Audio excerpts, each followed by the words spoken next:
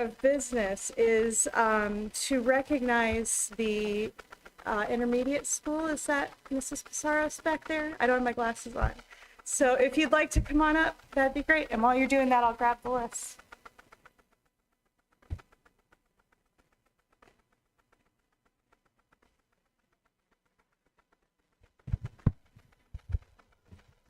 Good evening, everyone.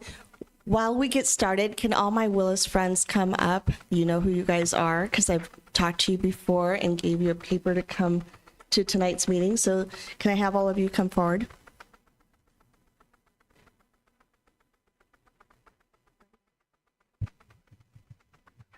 I was trying to take inventory and it was a little hard with all the red and all the people in here. So I hope I have all our friends here tonight. Mrs. Quaglio and I are very happy to recognize these students today. We try to focus 3 times a year on our building, and we want to focus on all the aspects of what our students do. So we started the year out with some of our athletic kids that were recognized, and today we're recognizing some of our arts, meaning that we are acknowledging students in orchestra, in band, in general music, and also in our art class. And we'll save the last of the third recognition for our building to recognize our academics as well. So today, if I could have all our students line up with me here, and then if you guys could step forward when we're talking about you, we will only be sharing good things, I promise. Young-Soo Choi, if you could please step forward.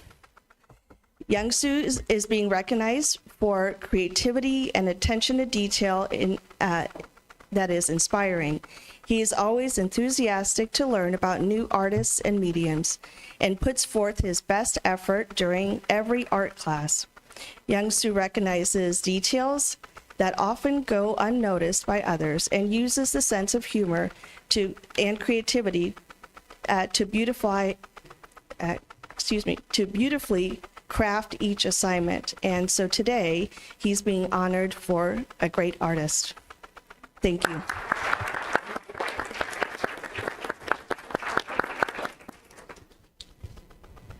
Next up, we have Ella Winchester. There she is. She's on the other side. Ella is a quiet leader amongst her peers. Always the first to lend a hand, Ella has been a terrific friend, a role model, and a wonderful helper to those around her. Ella always puts forth her best effort and has shown incredible growth as an artist. I can't wait to see what she will accomplish as her skills and confidence continues to grow. Keep up the great work. Thank you, Ella.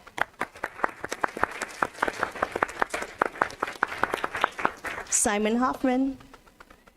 Simon is a true artist. In addition to brainstorming creative ideas, approaching the finer details, and putting forth amazing effort, he also shares his love for art with others. Simon is always the first to help peers brainstorm solutions or ideas when they encounter a challenge. Simon demonstrates leadership by always following the directions and by leading a hand to his peers and to Miss Spears.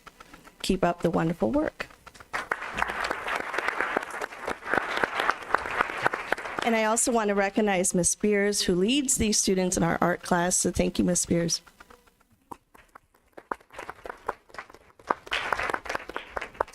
The next group of students we have is the orchestra group. And we will start with Evelyn Chi. I don't believe she's here, but I'm going to go ahead and tell you about the wonderful things she's done.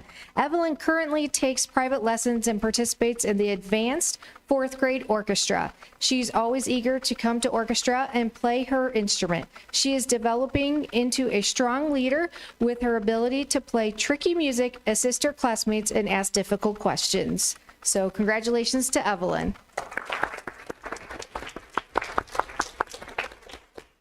Tevin Watson exudes a passion for orchestra class and is such a joy to be around. He is always one of the first students to get to class and have his instrument ready to be tuned. Having taken private lessons for a few years, he practices and performs with the 6th grade orchestra as a 5th grader. He participated in solo and ensemble with both a solo and an ensemble. Congratulations.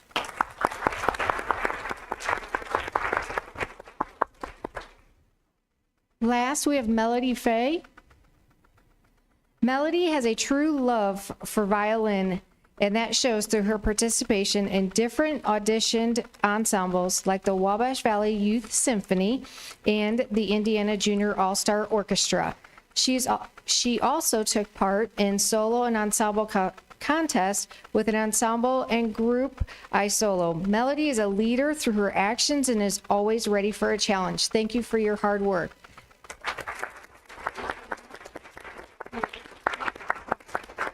I'm not sure if Mr. Moy is here, but he's done an excellent job as a first-year teacher in our building and at the junior senior high. So we thank him for all of his hard work.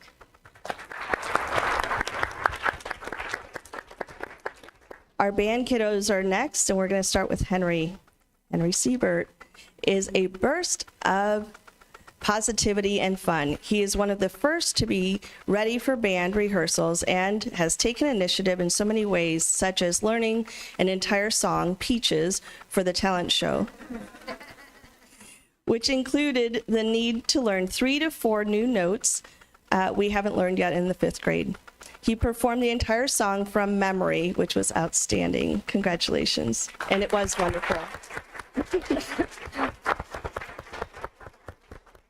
And Elizabeth Ricks.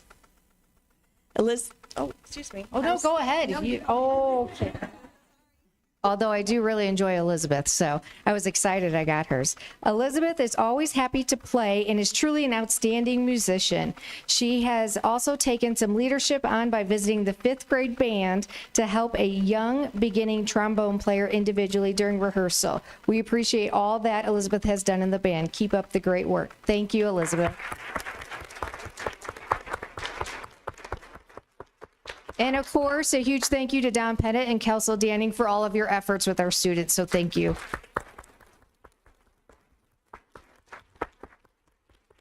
In our general music class, Micah Pettit is being recognized as a 4th grader. Micah is an enthusiastic and knowledgeable young musician. He is quick to engage in class discussions in a way that inspires his classmates to add their contributions. And we're very proud of you and happy to have you.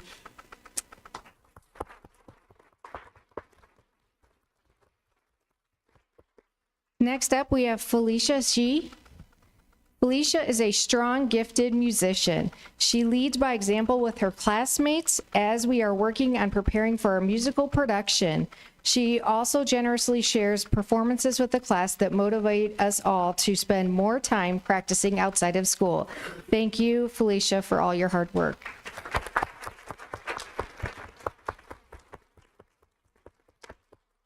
There's Jace. Jace Johnson is next.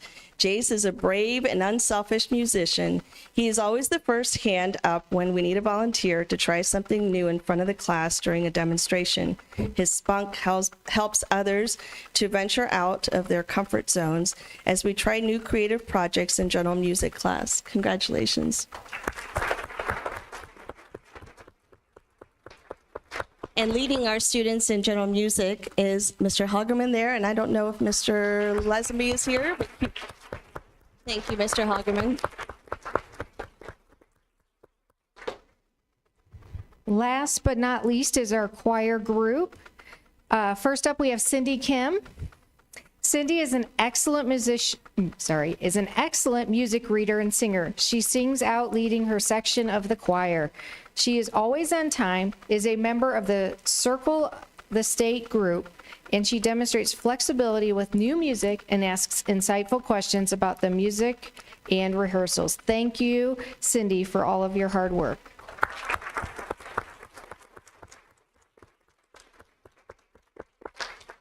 Calla Gothrop, can you please step forward? Calla works well in rehearsals and tries hard to do new singing techniques when asked. She's always on time and acts as a leader for the alto section in the group. We're proud of you.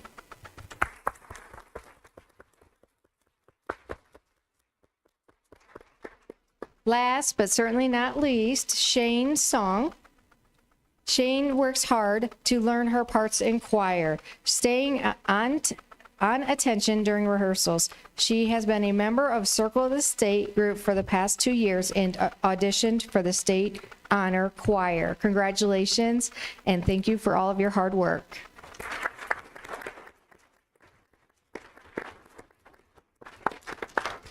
If you'd all like to turn around, I'd like to take your picture. You want to snuggle up real quick? If I can make my phone work. Oh, we're going to have to snuggle better. Okay. No, we got it. We got it. You're just very small. There. Okay. I'll send it to you. Thank you. Thank you very much.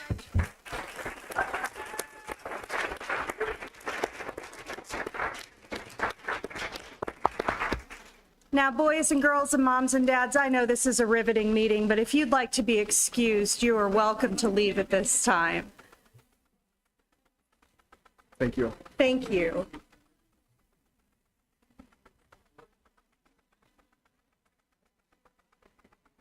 And if those of you standing would like to fight over some chairs, I can play some music. And while we're waiting for everyone, I have something that the recipient's going to hate. But this past week was Mrs. Julian's birthday. Oh, look at her. She's already mad.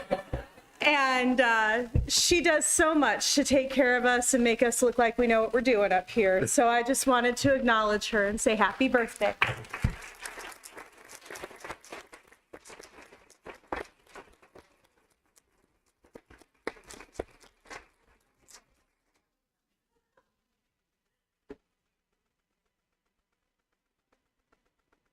She said, I'm going to get you for this. All right. And with that, I think we're filing in. Let's go ahead and start with our public comment. I am so happy to see everyone here this evening. Our first speaker is Becky Creech. And there she is.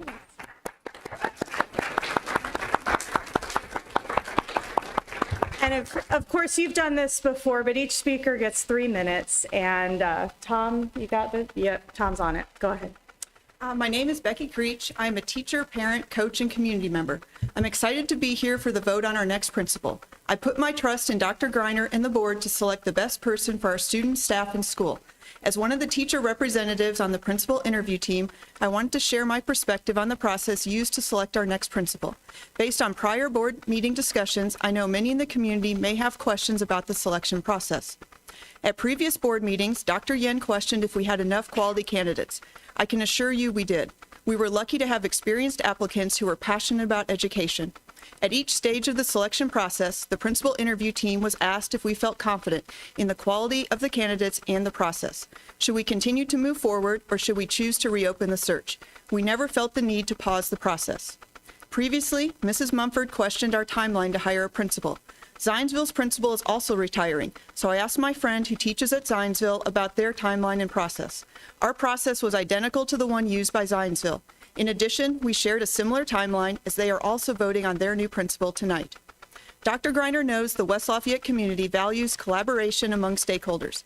This collaboration began with a community stakeholder survey that was supported by Dr. Yen. The survey results became the foundation to develop a scoring rubric that was aligned with the professional standards for principals. Throughout the process, both quantitative and qualitative data was collected to help Dr. Greiner make the best selection for our school. In forming the principal interview team, Dr. Greiner included teachers, administrators, parents, and students.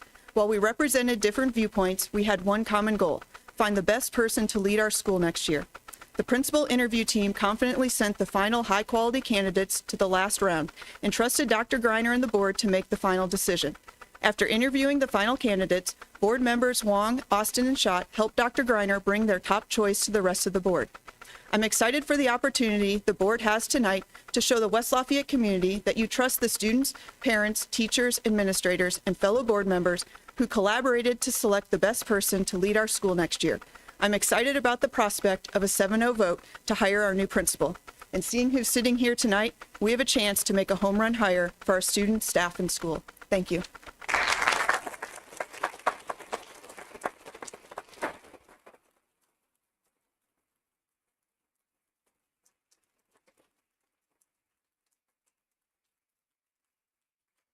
Sounds like I might need to limit the applause to 3 minutes also.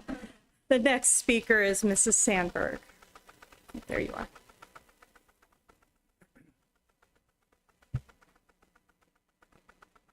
Good evening. I'm Rachel Sandberg, English teacher, a part of WLEA's 80% membership at the high school and chairman of the Principal Search Teacher Committee. Our committee included 5 staff members of various years' experience in subject areas who are parents, coaches, and extracurricular sponsors. I want to thank these teachers for their professionalism during the process as we took seriously our directive to not discuss our opinions with each other and to value the privacy of all candidates so that they can continue their work in their communities. Additionally, on behalf of WLEA, I thank Dr. Greiner and Mrs. Roth for including teachers in the decision-making. We realized this was not necessary, but sent the message that our opinion is valued. I applaud you for designing a process that prioritized professional integrity as well as the confidentiality of the candidates. We were instructed that if we felt like the candidates were not worthy of our school, we could push pause and revisit the selection process. We were guided to assess the quality of the candidates based on a rubric constructed from the community survey and professional standards for principals. After the first round of interviews, I felt strongly that we had excellent candidates. And after the second round, I knew that should any of the 3 in that round be hired, our school would have a strong leader who would value relationships with students, teachers, and parents, as well as other community stakeholders, while promoting the values of RDP. The motion before the board tonight asks for you to approve a person, not a process, for our high school principal. If the discussion tonight leads to a question of that process, then let me be clear. This was a collaborative process between representatives of all stakeholders, administration, teachers, parents, students, and board members.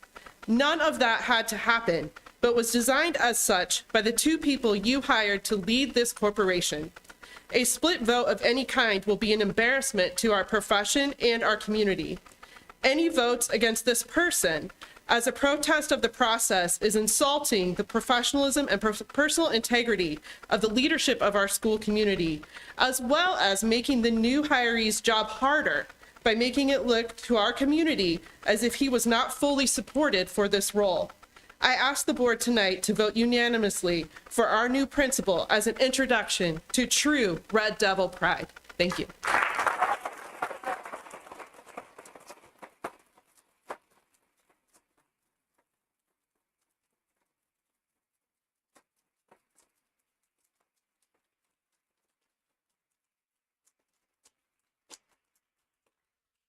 Thank you. Our next speaker is Shane Fry.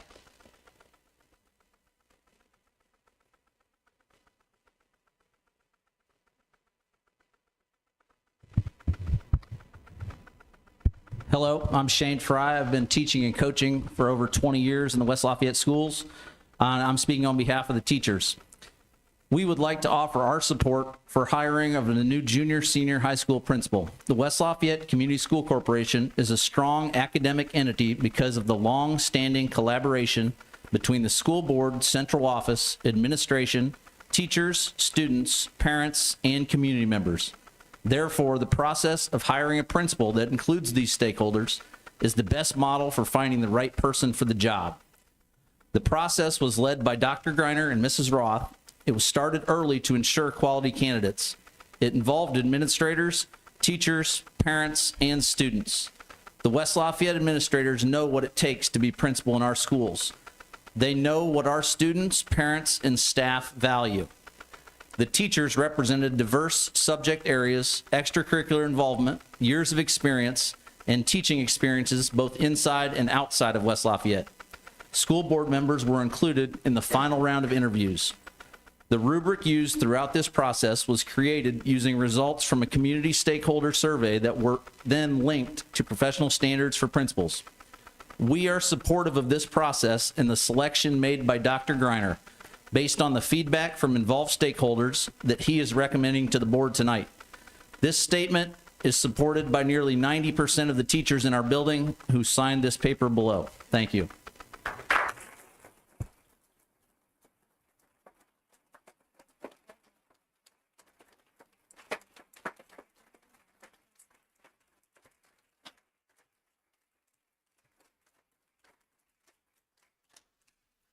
Okay, thank you. The next speaker is Mary Dell Forbes.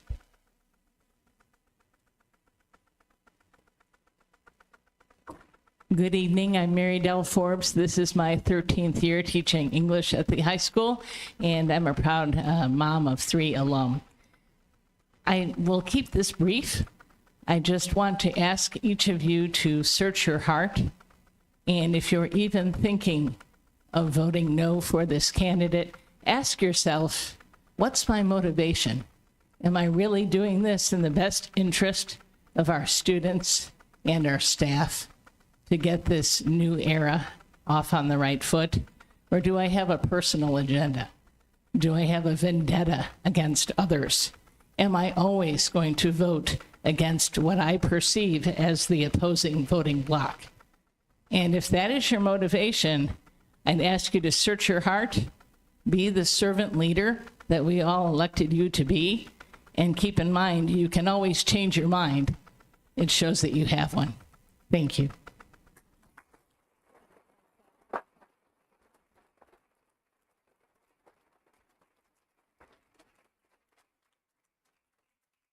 Thank you. And next we have David Kusick.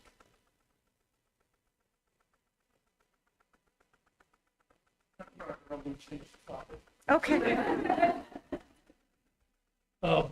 My name's Dave Kusick. I reside at 807 Elmwood Drive here in West Lafayette. I'm here to urge the board to have a representative at the zoning board meetings that hear special requests for transient guest houses in our neighborhood.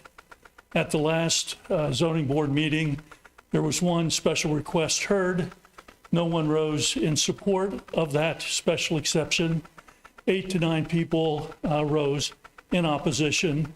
And there was also a letter read by the development director, pinned by the new mayor in opposition. The zoning board still voted 4-3. So welcome, we have another transient guest house. The second thing I'll report is there was one transient guest house special excepted heard that was denied last fall. That guest house is not a guest house, but it was recently sold, and there's a single family home that's moving into it with a child. So that's a step forward. Another transient guest house that was approved was recently sold, and there's a single family moving into that home with a child. If we're going to save our school district, we need your representation at those zoning board meetings to stand and speak in opposition so that we have homes for single families so that we can continue to have kids for our school system. Thank you. Thank you.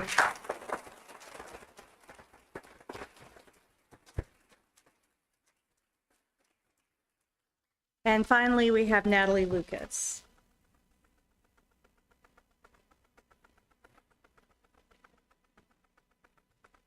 Good evening. My name is Natalie Lucas. I am the president of the West Lafayette Junior Senior High School Parent Council, also the parent of a 7th grader, along with another parent and 2 high school students who I believe were student council members. I was asked to sit in on round 2 of the principal interviews. At that point, the committee had already narrowed it down from like a whole big bunch to 6 they interviewed, then down to the 3 that we saw when we were brought in. So from that, then they would consider like getting 1 to the board to vote on, which is tonight. Just a little bit about from a parent standpoint, I really can just reiterate what everybody else just said. The process was very well organized. It was professional. It was confidential. Everybody took their jobs very seriously, the students included. And again, just the two parents.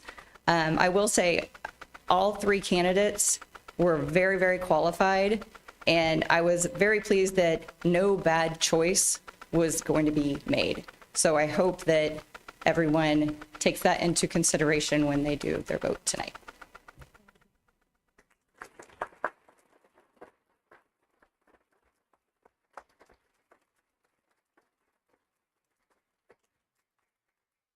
Okay, we are going to find the agenda. There we are. All right, the first order of routine business is to approve the agenda for this meeting. the February 12th regular board meeting of the Board of School Trustees. I need a motion, please. Moved by Mrs. Witt, seconded by Mr. Wong. Is there any comment?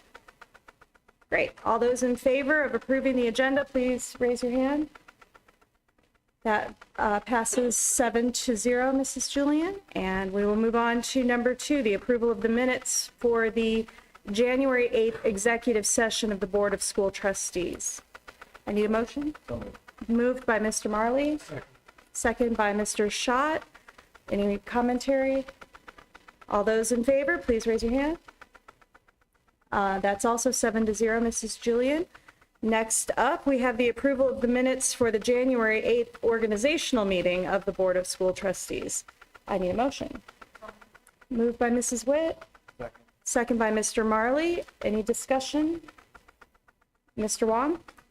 I would like to move that all no vote record for 3 board officers elections document on the section 2, item A, elections for officers on the minutes of January 8th, 2024 school board organization meetings be removed. Thank you. Mr. Wong, were you able to read the article I sent regarding those no votes? You mean the section? The email that I sent you, an article that talked about Oh, if yeah, you're I going read to that. record Yeah. no votes for one item, you have to record them for all. Yes, that's I think our meeting minutes should be document all things happened during last meeting. And in last meeting, we have nobody vote no for any candidate. So we shouldn't have that no record on the meeting minutes. So it's not faithfully document what happened in last meeting. Thank you. All right. Is there a second? Second by Mrs. Mumford. Any other further discussion? Mrs. Witt?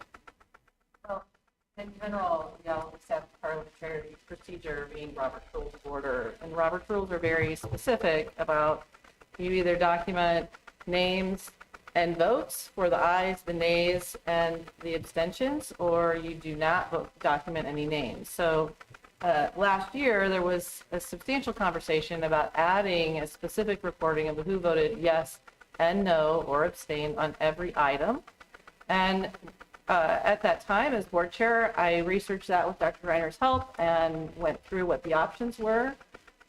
We will be out of alignment with our own bylaws should we selectively decide to remove no votes on some votes, but include them on others. So it could be presumed, however, that because there are 7 members on the board, if it is a 7-0 vote, then there would be no need to record names that do not exist. So a 7-0 should be an adequate documentation.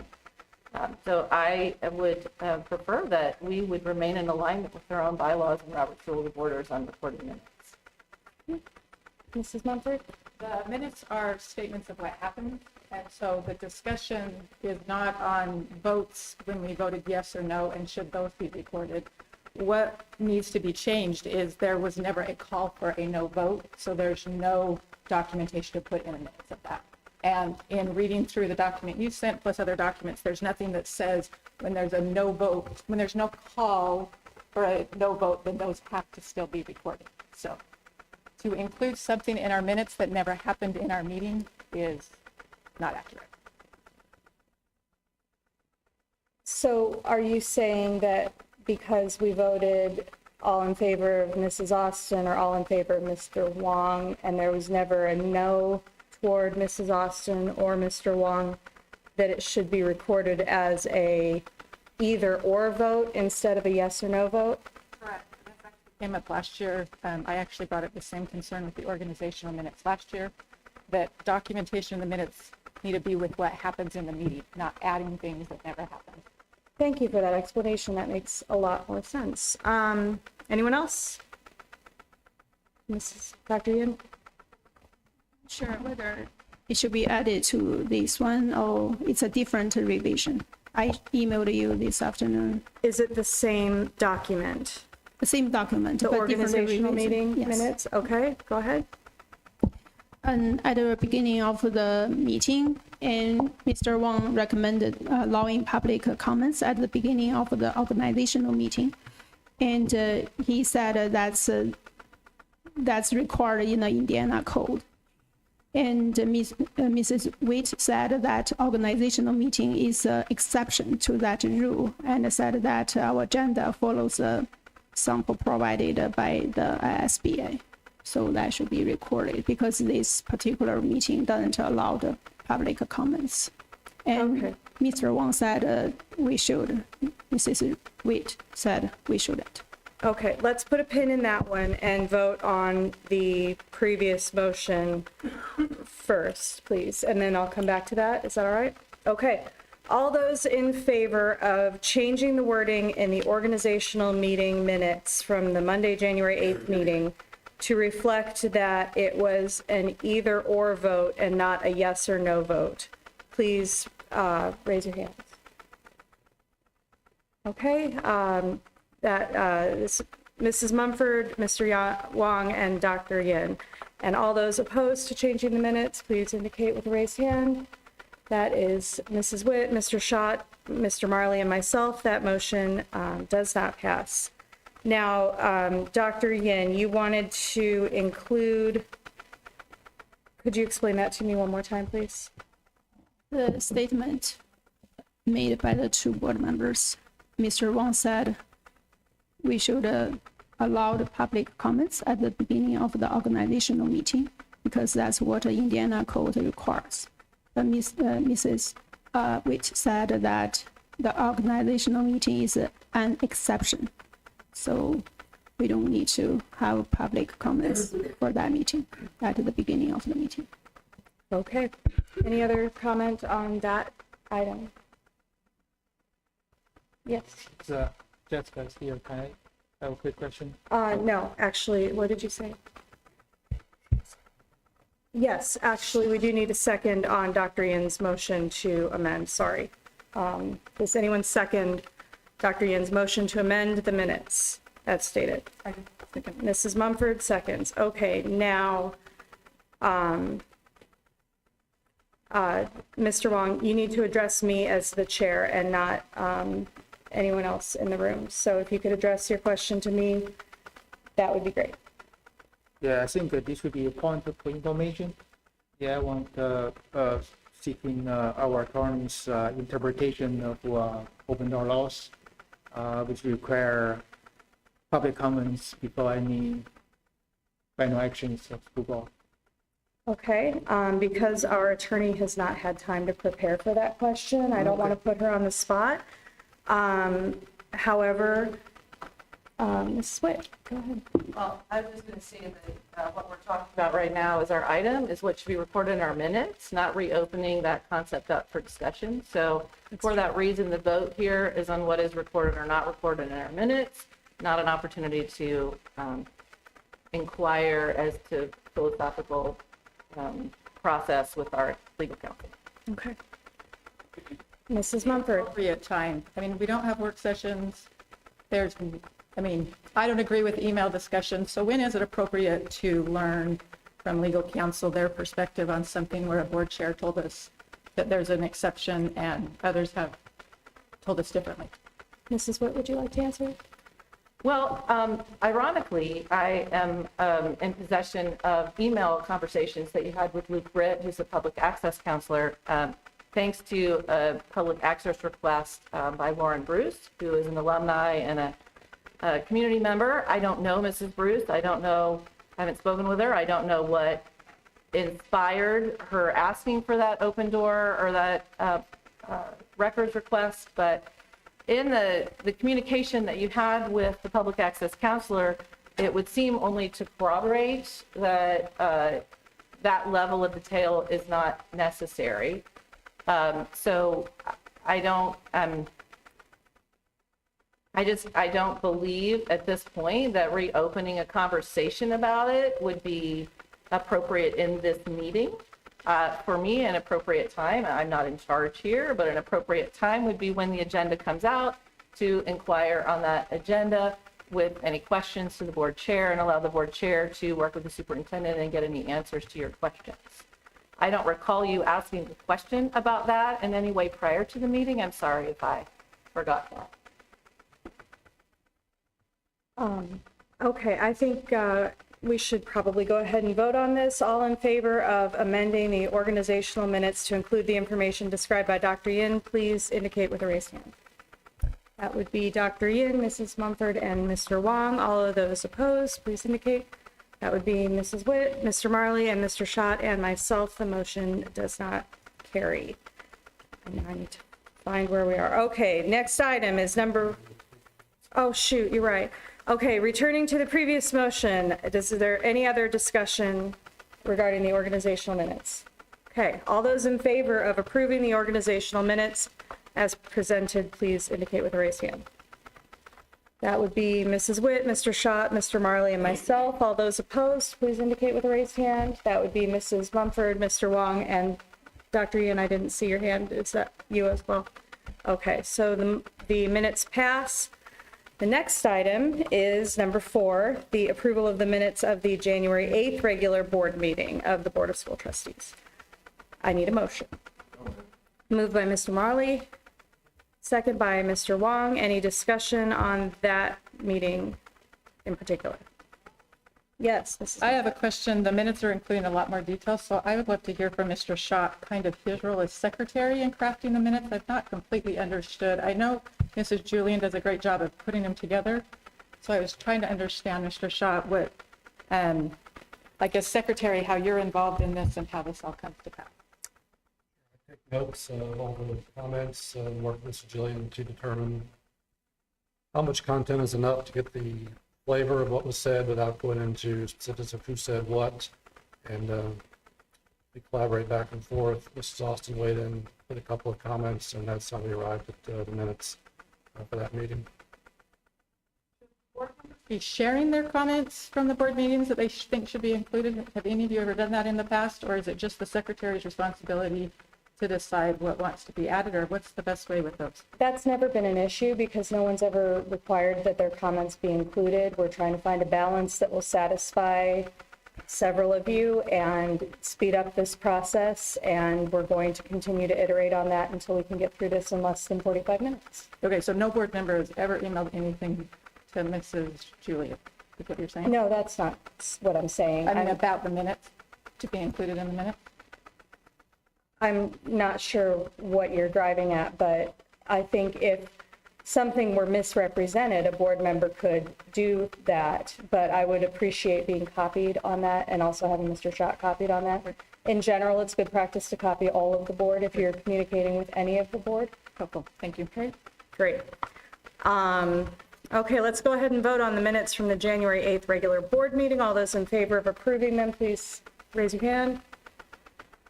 That's everybody, Mrs. Julian. Next up, we were really busy. The approval of the January 8th finance meeting minutes. I need a motion. So moved by Mr. Marley, second by Mr. Schott. Any comments? Yes. Yes. So I guess I'm confused as the secretary of the finance board.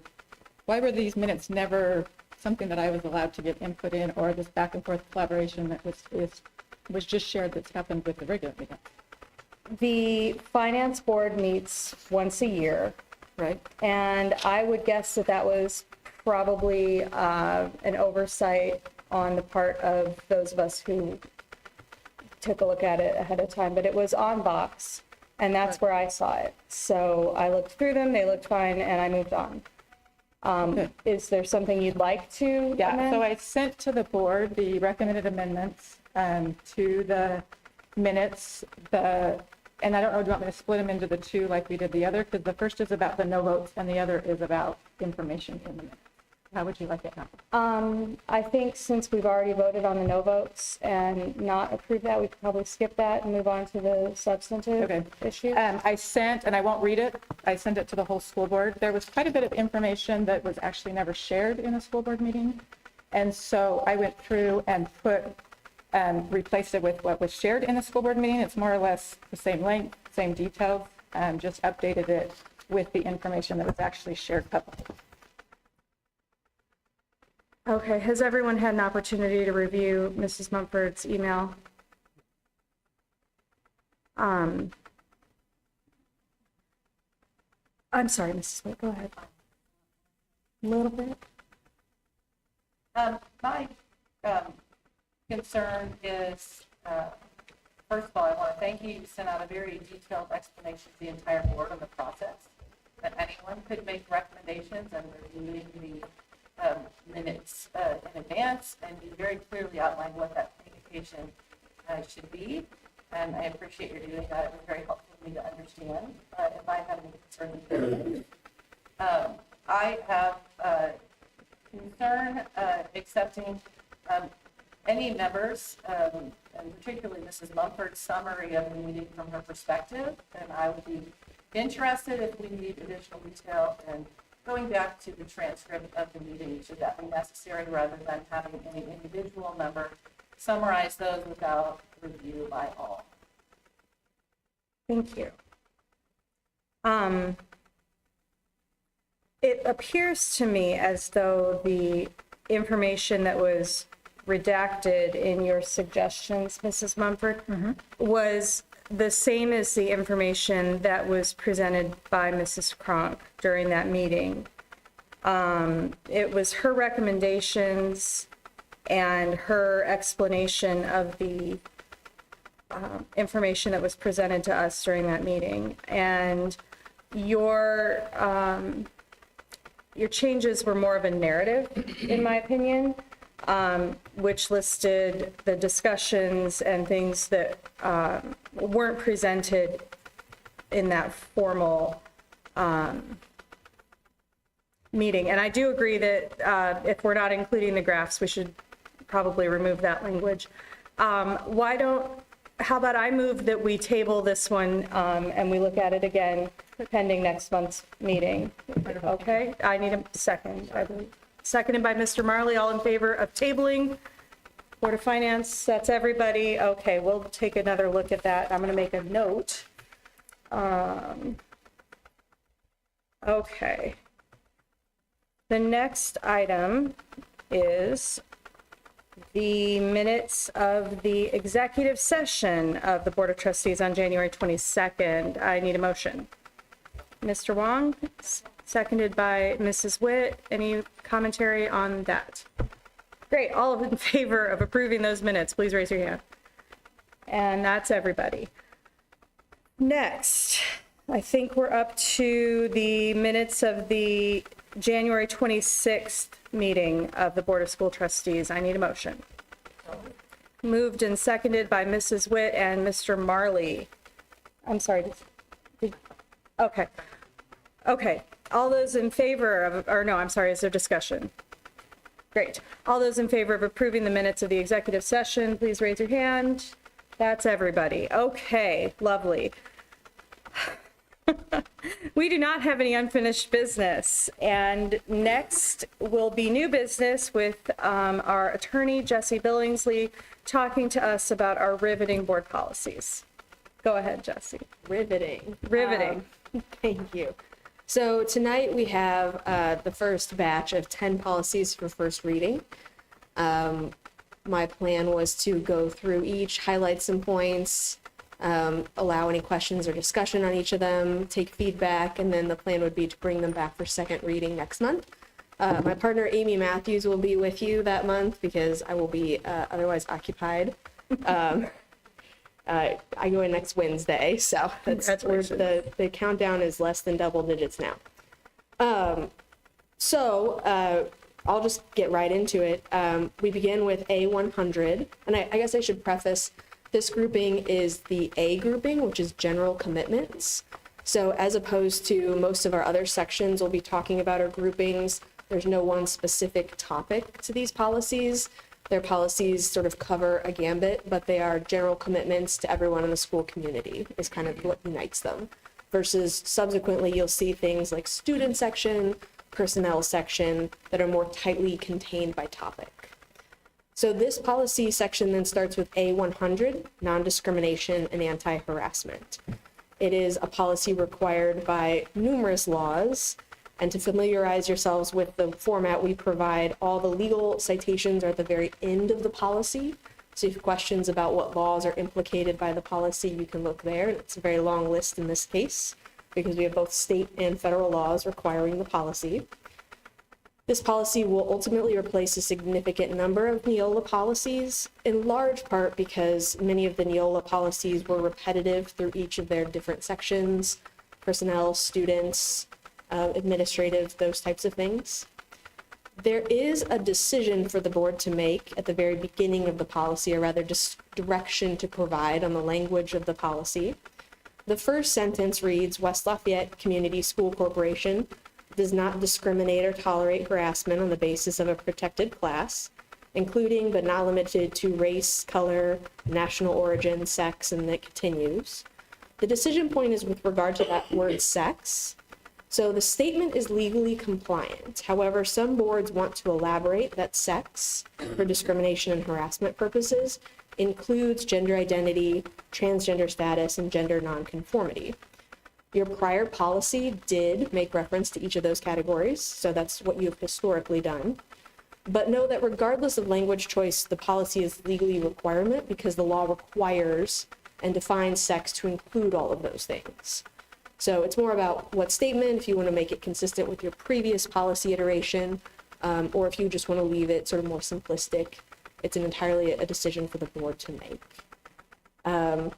So that's the one point I'm looking for feedback tonight on this policy. Otherwise, I'm open to questions, comments, any other feedback on this policy. Okay, that's a big question to start us off. Riveting, you said. They actually got a little more this way. Go ahead. As engaged with the policy, when those policies were put in place, the decision to add that additional language was intentional. And the reason for doing so was to create an environment in which all of our students and families could feel welcome. And I would be a proponent of leading that language in that level of detail. Okay. Does anyone else have? Mr. Wong, go ahead. Mr. Wong, please. Yeah, just a couple questions. So basically, my understanding, this board policy maintenance service is kind of new business we have with the CCHA. Do we update our contract with them, or maybe we have some separate agreement or something? This not the issue before us at this time. We're talking only about this policy, but we can discuss that maybe between this meeting and the next. Okay. Well, I have a follow-up. When I had met with you and Dr. Greiner, I had asked a specific question about the contract and all those details that you have said at this meeting when she's here to bring it up. Oh, So I'm just curious. I had a lot of meetings this month. No, and that's fine. There's Okay. just questions on, I mean, there's still not been answers shared about contract details and even this vision before we actually get into the policy. So I don't know what's the best order. Okay, could you be more specific about your question? Yeah, the contract, in my understanding, this is not under current contract with the CCHA. It's a new service. We purchased from them, right? The web board policy maintenance. There's two different policies. I mean, two different contracts. Okay. You approved a contract to make revisions over about a year and a half to 2 years. And then we have an agreement with Churchill and Antrim to provide us legal services. And that's a different contract. So we have a new retainer. contract. Yeah, that's a retainer. And the other one is related to board services for policy. Policy maintenance Yes. service. Kind of Yes, service. policy service. So we don't have that contract yet? No, we've already approved it. That's what I heard. We already approved that? We've approved yes, so we've approved it. It's bigger, it's a larger amount this year. And then it'll be a retainer moving forward after we get through the movement of transition from the current standards or current policies with Neola into Churchill's rule. And then it'll be simply a retainer fee like it was with Neola. Can you share details about the contract? That contract actually has not been shared with the whole board. So I have questions like, are we paying when Ms. Billings comes every time? Is that part of the whole thing? Like, how do those details work out? I'll let her speak to it, but it's actually, that's part of the 16, that's part of the overall fee for the transition. You've already paid it through the contract. Yeah, so 2 agreements, one for general counsel services that is separate and what was entered into in 2022. The second engagement is for the policy review project. It's a flat fee of $16,000 paid in 2 installments. That includes all my services related to the policy review project. And then once we complete the full review of policy, it's on an hourly basis for 2 updates a year following the legislative session in the spring and then in the fall when federal legislation tends to come out. So those are the 2 times after the $16,000 fee is paid, there will be additional payments for upkeep and maintenance of policy. Policies, and it took us 2-3 years. You just will keep coming, there's no additional charge. Correct, it is a for flat that. fee. It's a flat fee. Because I would love to understand the vision. I'm not understanding this first and second reading in that a first reading is bringing forward kind of what the proposal is. And, you know, is everybody good with this, making little tweaks? It's shared with the public. And then the second reading is the public's had a month to review it. They give them comments, whatever, and then we vote on it. Yet this isn't technically a first reading. We've never had any discussions. We've never, you know, you're sharing from a legal perspective what you think we should do. Yet there's been no, you know, input from a community perspective of school board members.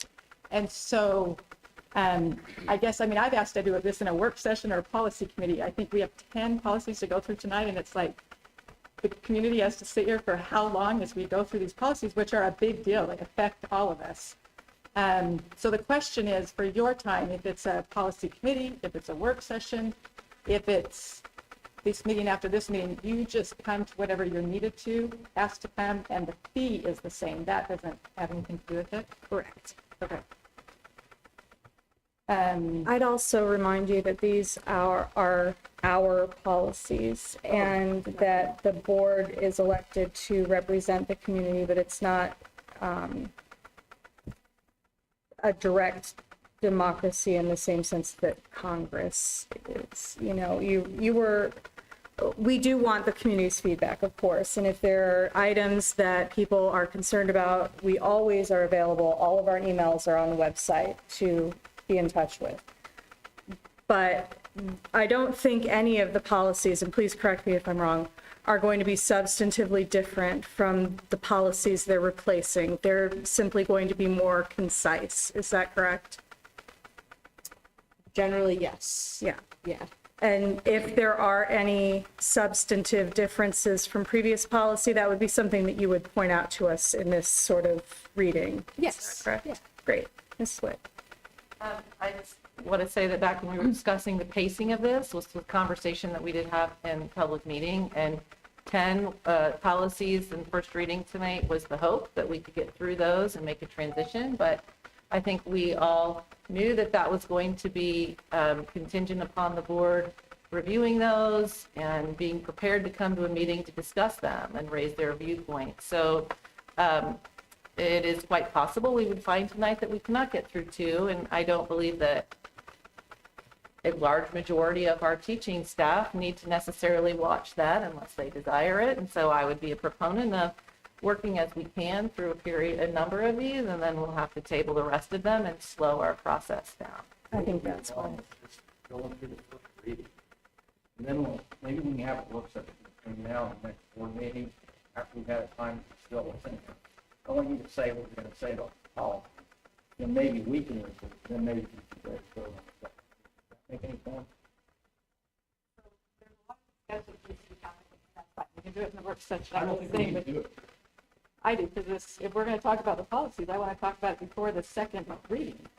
I do too, but we can do it in a work session. I think it's more appropriate time to do that when we can all talk to each other. Right, if you'll schedule a work session, I've asked for them, they've been denied, so I'm not Well, going we to got, put my we need motion to not have a work session. this is the first reading, and I think as a compromise, it would be a good idea to maybe let Jessie do what she's here to do, and then maybe we can reconvene in a later date. Would that be a good, I think that's a wise compromise, to let Jessie do her presentation, then they're on box and in public for everyone. We can schedule a work session, not at 7 o'clock in the morning. And you can be busy next week and we can come back in a month and, you know, work with Jesse's colleague. And yes, Rachel? Well, I agree that a lot of this could be done in work session. I know that I have a couple questions on some of these that I'd like to get legal counsel response on. Okay. As we're going through them, but I want to remind you that the 7 o'clock meeting was voted and agreed upon as part of our official calendar. So if you want to change that, you'll have to do that as a change in schedule. Oh, that's going to be my first order of business next month. Yeah. Change. So, work session. just wanted to make sure that you were aware that that is our formal calendar, so you'll just make a change. Will do. Legal counsel can be available even by Zoom too. Oh, that's true. If you want. Do you want to Zoom us from the hospital? Like in a work session. That's not what I was No, she does not. That's not what I was saying, Jesse. I was saying that legal counsel could be available on Zoom, even for That's work true, session yeah. if they want. Okay. Mr. Wong, did you have another question? Yeah, I think we talk about the procedures of this kind of policy development. Maybe we can, I think I appreciate you have 5-step proposals about how we can handle these kind of things in next 1 or 1.5 years. Maybe we can talk about that before we go any detailed policies. I think that would be a good way so we can everybody agree upon the procedures. With a good procedure, we can end up, very likely we'll end up with well supported, well accepted and policy things. Make the whole thing more smooth. So that's my idea. So. Okay. How about we let Mrs. Billingsley give the presentation on each one?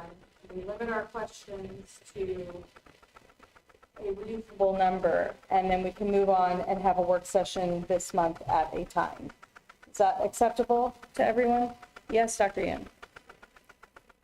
And from the previous meeting, and I learned that we will reduce more than 400 policies to 100, a little bit more than 100. I don't know the exact number.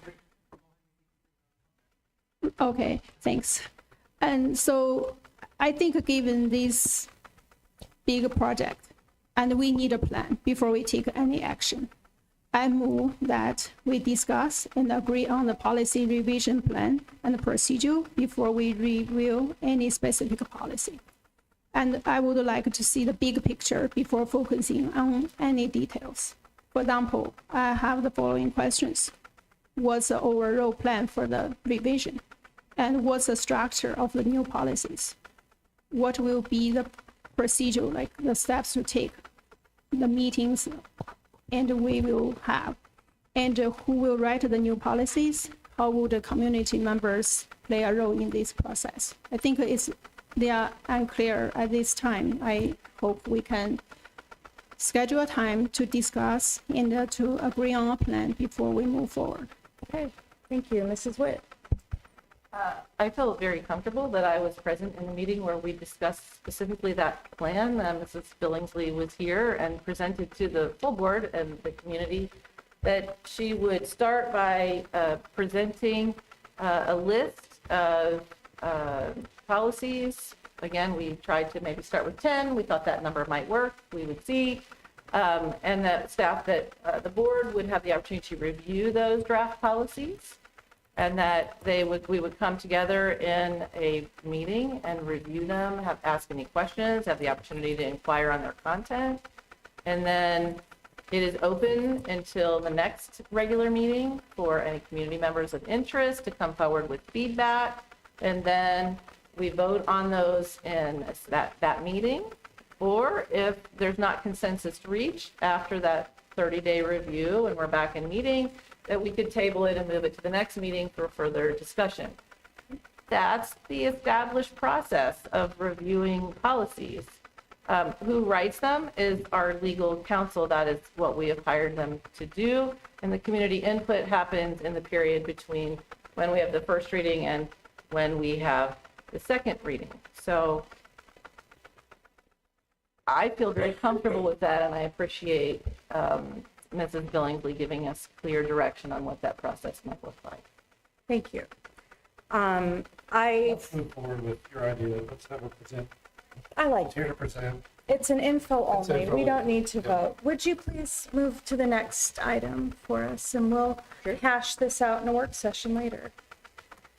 Absolutely. So next up is A125. The policy's title is Nepotism, Conflicts of Interest, Gifts, and Use of Corporation Resources. The nepotism portion is the portion of the policy that is explicitly required by law, generally prohibits relatives from being direct supervisors of one of the other, and goes on to define what those relationships are under law. It also covers conflicts of interest, which requires reporting of any potential pecuniary or financial interest that an employee or board member may have prior to entering into any contract the board may enter into, and then discusses resources and gifts, so that school resources should only be used for corporation purposes, their intended purposes. Gifts should not be solicited, though there's a recognition that families and students may give staff gifts, you know, if there's particular attention paid to a family, tutoring, whatnot, or holidays, end of term, recognition of that. After that is A175, or I'm sorry, I'm going to pause for any questions.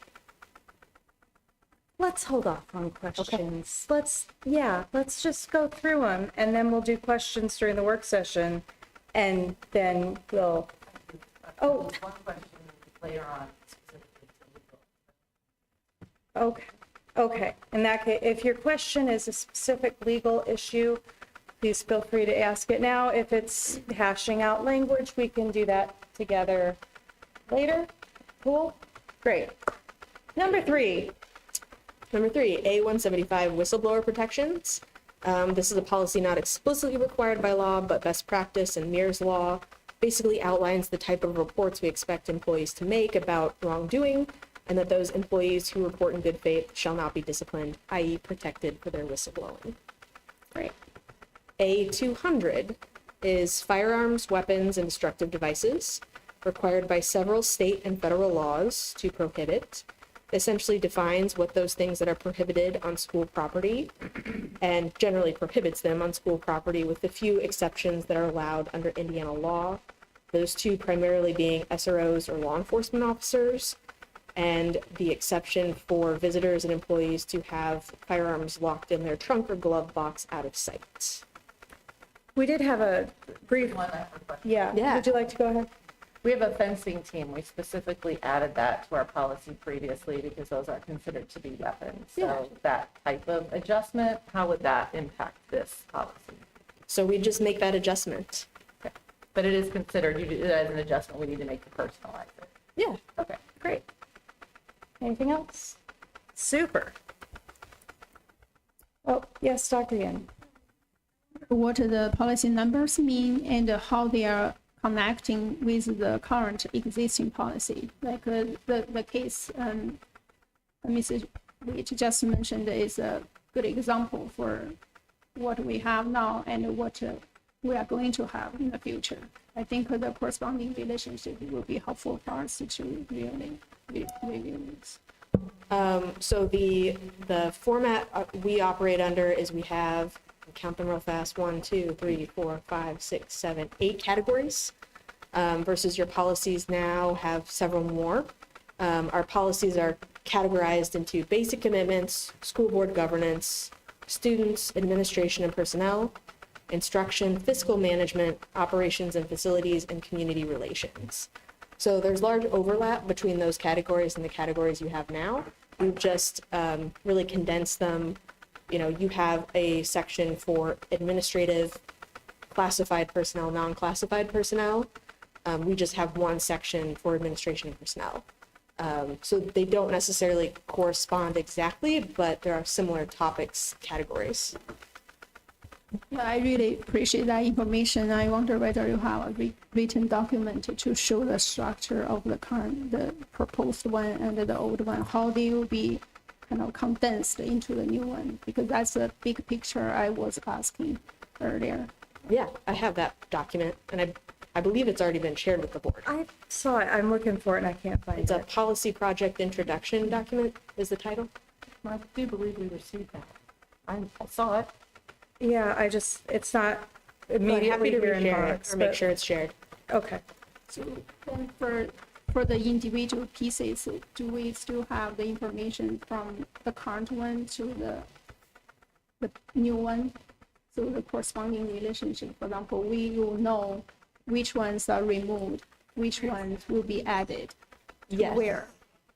Yes, so each policy that I propose has a corresponding policy that it will ultimately replace in your current policy book. Okay. Yeah, we'll find that document. I remember seeing it. I can picture it in my head. I can't find it. I can reshare it. We can reshare it. We, in the Friday notes where we put the 8 categories, we took it from that document. So our office will make sure we reshare that with the board. Do you want it in Friday notes, or do you want it before then just email? Email would be Okay. great. Yeah. Okay. Moving on. Moving on. A225, reporting of suspected child abuse or neglect. Ironically, the law does not require this policy, but obviously very best practice to have it.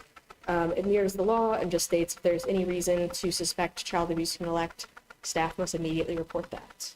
Okay. A250, no tobacco, somewhat self-explanatory. Yep. Sorry. 225, right? So let's talk about reporting of suspected child abuse or neglect, right? Yes. Yeah, I look at this, I just casually compare what you have and what we have right now. There's a requirement, basically they are asking every year the corporation should provide age-appropriate and research and evidence-based instruction on child abuse and child sex abuse to students in kindergarten through grade 12. So I found this one in our original policy, but not in the new policy. So you think that this is not necessary? We can remove that from the new policy system? So I do not believe that including every training obligation under statute is required to be in the policy. That's certainly if something you would like to see maintained in your policy, the board can say. So you say we don't need this policy in the new? I'm saying you don't need a board policy stating that by law you have to give training. Or you mean the training materials? Yeah. Does that make sense? Well, that's my question. Basically, my understanding of CCIJ is a philosopher, as we already talked about, that anything required by the law should be kind of somehow coded into the policy. So I think that should be included in the new policy. The next step after we get the policies straight is administrative guidelines, correct? And so we will be codifying more of those items into those guidelines as we go forward. Is this an example of where administrative guidelines would state that? Yeah, sure. Okay. And then that would be my next question, basically follow-up question. So when you repeal those, for example, right now we have 10 new policies, and pretty much we repeal 30, 40 policies. And each of those 30 policies have some legal base. So some of them in this case used to be in our current system, but you will remove that from new system. Can you make a list of these kind of things which is in our current system, but removed from new board system, or maybe that will be moved with administration guidance or something like that? Can we have a list of that kind of things so we can compare that and make sure all key information is coded into our policy? You know, we don't want to miss anything. Basically, I mean, policy making development is a major duty of our school board. We don't want, miss anything. So something beyond just a statement that this policy would replace or allow the school to remove these existing policies? Something, for example, something like this case. So this piece of information, as you said, we don't include that into new policy, right? It will be included in the administration guidance. So can we have the whole list of these things in that 30, 40 current policies, which is not migrated to the new policy system? That will maybe migrated to the administration guidance. You see what I mean? Did I make myself clear? What? The document that we were looking for was November board meeting. It's number 14, legal services review. And that's the one that lists all the policies that are new and which policies they supersede. That's what I'm saying. Yeah, we have that. Yes. in there. Yeah, that's why I'm saying there's not each policies. In our policy, partially have been migrated to the new system, but some of them, like the example I said, is not migrated to the new policy system. And as Dr. Gardner said, that may be migrated to the administration guideline, right? So I'm just wondering, can we have a list of these kind of situations? Some of them migrated to the new system, and whatever left, we will migrate to the administration guidance. Because I have to, when I have a vote, I need this information so I can know all key information have been migrated correctly into the new system. So everybody covered. You see what I mean? Did I make myself clear? So you want me to highlight in each policy that's being rescinded or potentially rescinded the portions that are not being continued in the proposed policy? Yes. It's in the existing policy, but it won't be migrated to the new policy. Mrs. Wood? Is looking for is a method to cross-check the work of our superintendent in developing administrative guidelines. So I believe what Mr. Wong is saying is, in this particular instance, we're taking one thing out about training, and that would be something that would belong in administrative guidelines. And so he would like the documentation of the work that our superintendent would be doing in this situation. Does that correctly represent what you're saying? Yeah, I think you. Yes. Yeah, except for trainings or other things that are legally required. I mean, even those may not necessarily make it into administrative guidelines because the law requires it. We comply with law, whether or not the board policy dictates it or administrative guidelines dictate it. So it's a little difficult to say yes to that because it may not necessarily in every case make it into an administrative guideline because it's unnecessary to write a guideline that says we just comply with law. I didn't say that I agreed with Mr. Wong. I was just trying to explain this question more thoroughly. Mr. Wong, I guess maybe as you come across things like that, if you could keep a list, that might be very helpful going forward. There's a lot of things. I'm just layman. I just look at that and I see. So if, you guys the expertise, if you can give us the list of those things. And basically this requirement for the class education for students is kind of required. So yeah, so that's why I'm thinking that should be migrated to the new policy system. But you say they will be moved to the administration guidance. That's fine with me, but I just want that document. For this migration purpose, we have item A, B, C move to the new policy, but D, E, F, G, that's we won't move that. We will move to the administration guidance. So I just want to make sure our currency is already time-proven. I use many years, and then we want this migration include everything. We don't want to miss anything, basically. Okay, thank you. We will take that under advisement. Let's keep going because we're losing our audience here. Does everybody need to stretch? Let's stretch. School night. Yeah, it is a school night. Let's seventh inning. Come on. Keep going. All right. Okay. No tobacco, self-explanatory. Our language also includes a prohibition on e-cigarettes and vaping. Wellness, A275, is required by state and federal laws with very specific requirements. We worked directly with your food service director to refine this proposal that's in front of you. And then the additional piece, there are several goals the district is required to have. Those goals have been migrated from your former policy to your current policy, so those goals remain the same. A300, one of the more lengthy policies because it's the responsible use of technology and internet use policy.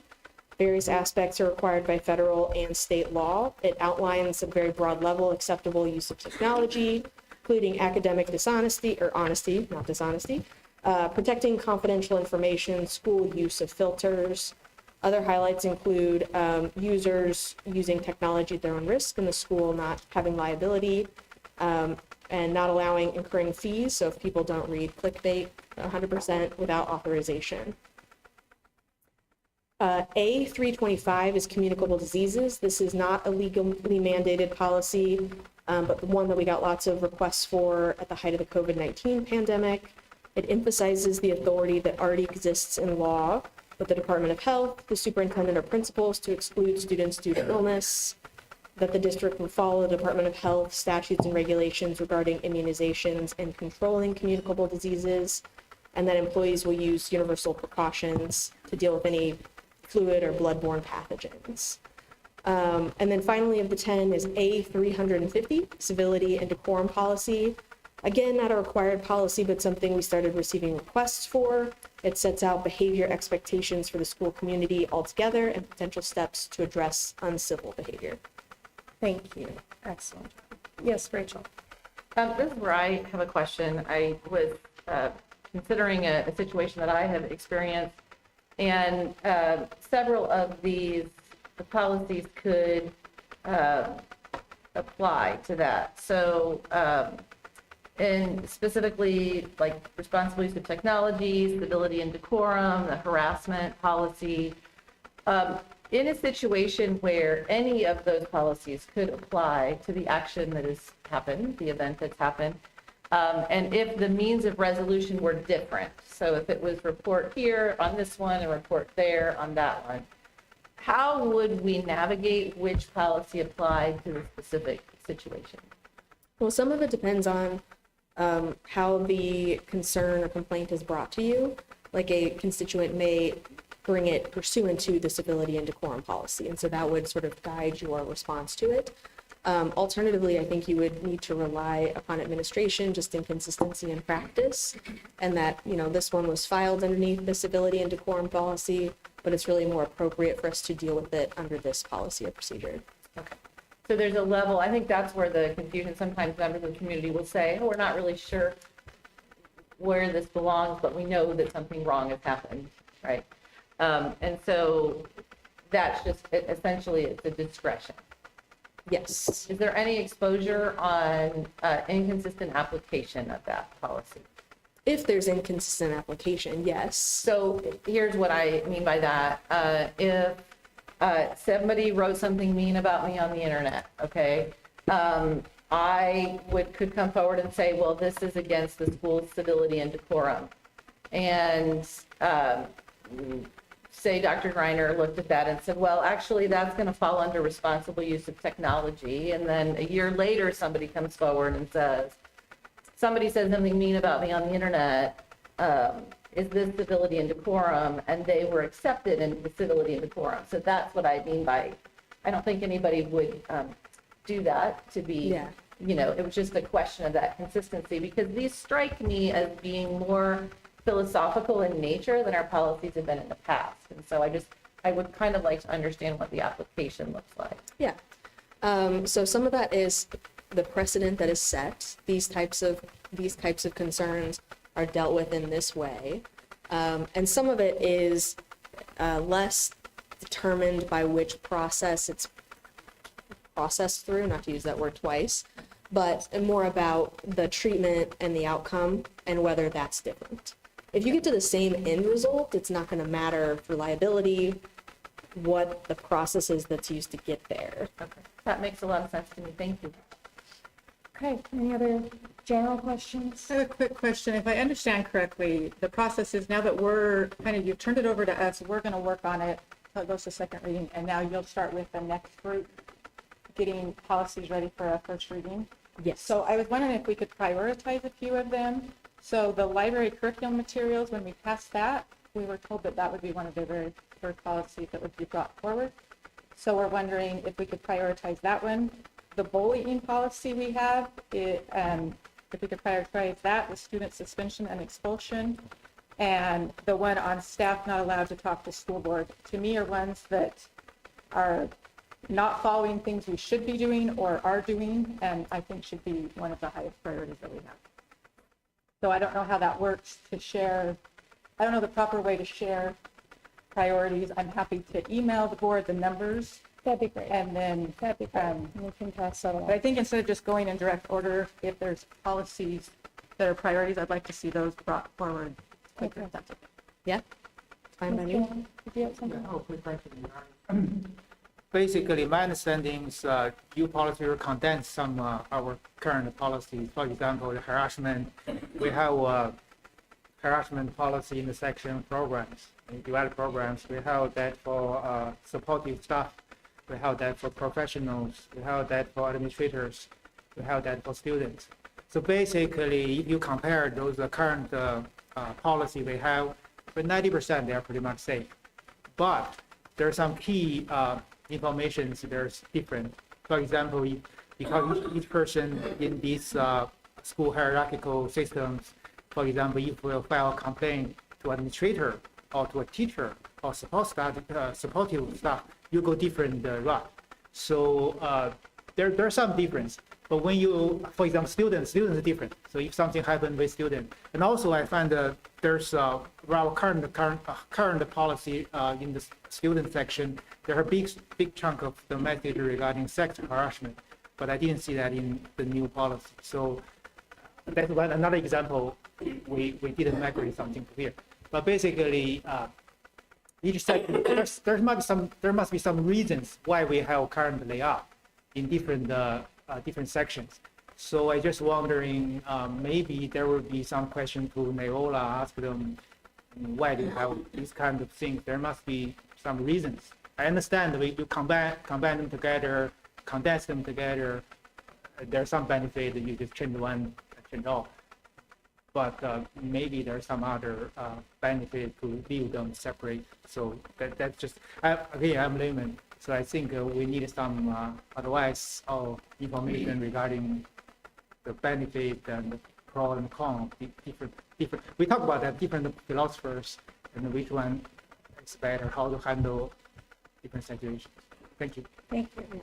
Okay, I think okay, Dr. Yin. And so, yeah, regarding the structure, and I do have that document, and for the 8 sections. And so just a clarification question. So the A right now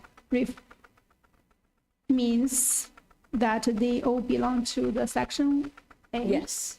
And then what does the numbers mean? Just sequential. And then we have starting from 100 or starting from? Yeah, each section starts at 100 and goes up by 25 or 50, just depending on what made sense when we were putting together the policies. 25 or 50 means we have the skipped numbers rather than in a sequential way. They go sequential, so A100, A125, A175, A200. Okay, so we skip like 25. We intentionally skip those numbers between. Yes. Because it in case looks we good. want to add something. Yeah, if you wanted to add something, then there would be just trying to add something. Yeah, there's like also with that. So adding sometimes they jump, by a full 50 so that there's space in between. The legislature constantly gives us new things to write policies on, so you want to have some room in your numbering system to put them in between. Neola does it by adding decimals. So it's just another way to organize the policies and put them in an order that makes some semblance of sense. Okay, thanks. And then, so kind of follow up to Mr. Wang's question, and we used to have the similar policies that belongs to different sessions. So with the current structure, does that mean, for example, we will not have the anti-harassment policy for the teacher-students section? Correct. So we only have this as a fundamental one for Yes. everybody to look at to start with. Yes. Okay. And So- the rationale behind that is that you have one policy to look for. You don't have to identify, am I, classified, is this administrative? And so the reporting is all, what's the word I'm looking for, consistent, so that, if student reports, a staff member reports, it goes up the same chain to the ultimate coordinator of that area of discrimination or harassment, which is ultimately what the Neola policies would have done anyways. It's just all located in one spot, so you don't have to question. A staff member knows reviewing that policy, they need to report to the Title IX coordinator who handles the complaint, or whoever it may be for that type of discrimination. Okay, so with the revision, we will not have similar policies in different sections. Correct. Okay, thanks for clarification. Do you have something? Okay. Moving on. Thank you very much, Jesse, for coming. Oh, sorry. I just want to make a motion on the next. Yes. I would like to make a motion that we move item 10, the personnel report, up and have Yes. the next agenda item so that we could let the teachers go to bed. Great idea. Great minds thinking alike. So moved. Do I hear a second? Second by Mrs. Mumford. All those in favor of flipping 9 and 10 and doing the personnel report next? I think that's everybody. Okay, thank you. And Jesse, thank you for coming. And if you'd like to escape now would be an excellent opportunity. Now talks about contracts, and there's some questions on contracts. If you don't mind staying for just a couple minutes with the contracts, because I'm still. I serve at the pleasure of the board. Okay, thank you. Dr. Greiner, would you like to give us the personnel report? I would be happy to give the personnel report. In the personnel report, we have on the agenda a request to approve our recommended principal for the junior senior high school, Mr. Chad Rogers. He's in the audience. Thank you for attending this evening. I know the staff has been excited. Mr. Rogers comes to us with 12 years of principal experience at the junior senior high school level. Mr. Rogers serves as a mentor to the Indiana Principal Leadership Institute through Indiana State University with support of the Indiana Department of Education. He was named the District 8 Principal of the Year by the Indiana Association of School Principals in 2021. He has 15 years of experience teaching chemistry at the high school level, and during that span of time, he also coached. Mr. Rogers rose to the top as the preferred candidate through multiple interviews and the input of various stakeholders. Interview committee members throughout the process appreciated and saw the value in Mr. Rogers' ability to communicate in a genuine and open manner, as well as demonstrated interest in developing relationships with all stakeholders within our community and our school community. His qualities and experiences align to the feedback that we gained from our district-wide survey. Mr. Rogers processed through 3 different interview sessions made up of the junior senior high school staff, central office administrators, principals, parents, and students.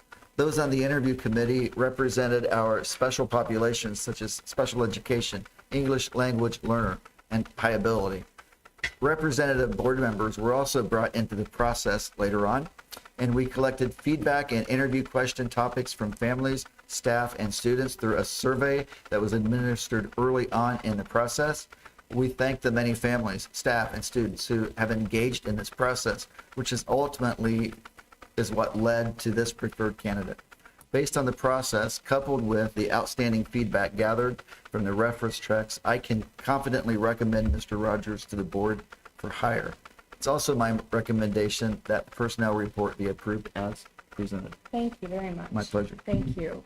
I need a motion. So moved by Mrs. Witt and seconded by Mr. Schott. Any discussion? Mrs. Mumford. This had been some questions.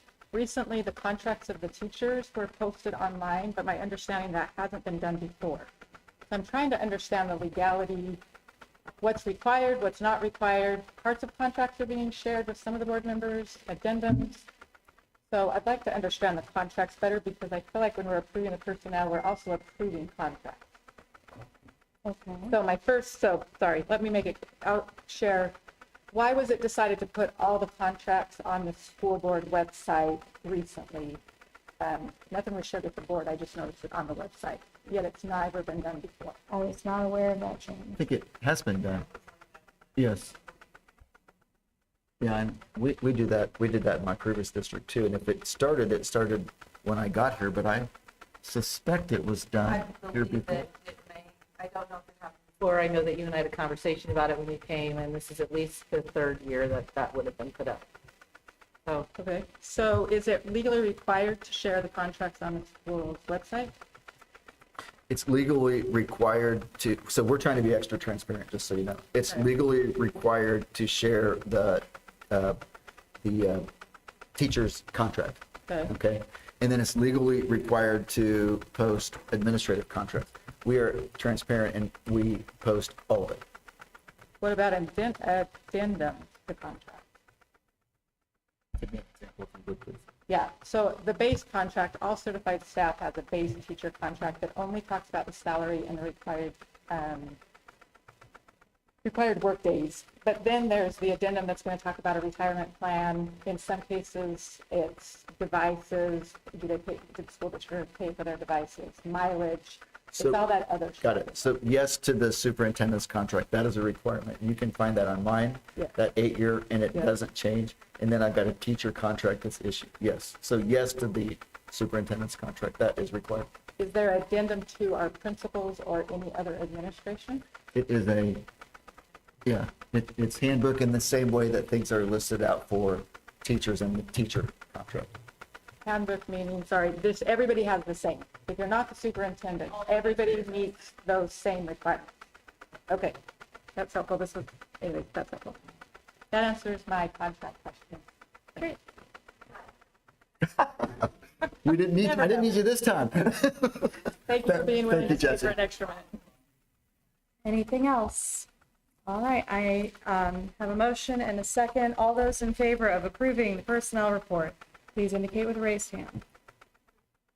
I'm sorry, I made one comment, didn't I? Okay, does sorry. anyone else have comments? I thought I said anyone else. Go ahead, Mr. Wong. Yeah, I would have a motion to separate the a principal's contract with the personnel report. We can vote 2 times. Thank Okay, you. so Mr. Wong has moved to separate the principal's employment from all of the rest of the personnel report. Do I hear a second? Second by Dr. Yin. Any discussion? Mr. Wong, any rationale behind that, or? I have no problem with the personnel report, but I want to have some comments regarding these principal health. So I want to separate them Okay. even better. Thank you. Anyone else? Okay, all those in favor of removing or separating the principal's contract from the rest of the personnel report, please indicate with a raised hand. That would be Mrs. Mumford, Mr. Wong, and Dr. Yin. All those opposed? Would be Mrs. Witt, Mr. Schott, Mr. Marley, and myself. So that motion does not pass. We will be taking the personnel report as a complete document. Any other comments? Mr. Wong. Yes, regarding this personnel report, I have no problem with other personnel report on the whole report. The only comments I want to make is regarding our high school principal hires. So basically, for this recruiting effort, I really appreciate that our school admin solicit community input and school other pretty much all people's expectations about this new principal. I really appreciate that. And I also appreciate the hiring committee members. We have co-committee members, which include several teachers. They already come here, comments. I really appreciate your effort. You take a lot of time and efforts. And also we have students join the committee. We have administrators and also board members, including myself. And I appreciate their dedications throughout. It's something like 2 months hiring process. And I also appreciate all candidates. Some of them travel a long way to come here, join our interviews, include Mr. Chad Roger, and who also who show their passions in education and their interest in our school. And they also participate in our recruiting effort. So however, I must confess, this is a difficult call for me. Now, giving all the information I collected and also carefully considerations I have so far, now I believe there's our hiring process may need some improvement. We have a very good hiring process, but I believe we can make that better, even better. Specifically speaking, rigorous initial applications screening could limit many difficult situations at a later stage of the recruiting process. A well-designed and implemented hiring process more likely ends up with a well-supported, maybe unanimous supported and a desired outcome. So while we wrap up the recruiting effort and embrace the new high school leadership, so with a mix of the delights, concerns, and also cautious optimism, so I extend my warm welcome and also support to the incoming high school principal. And it's my hope that new principal will serve as catalyst for unified and stable leadership team and continuous improvement within our school, so that together we can build an even better school for our students and our community. Thank you. Thank you. Anyone else? Mrs. Mumford. I was not involved in the search process for the principal at all.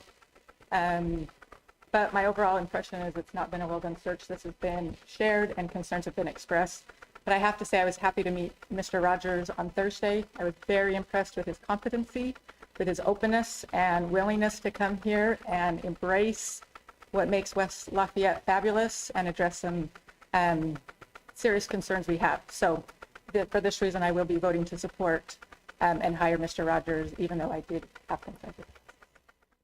Thank you. Anyone else? Mrs. Witt.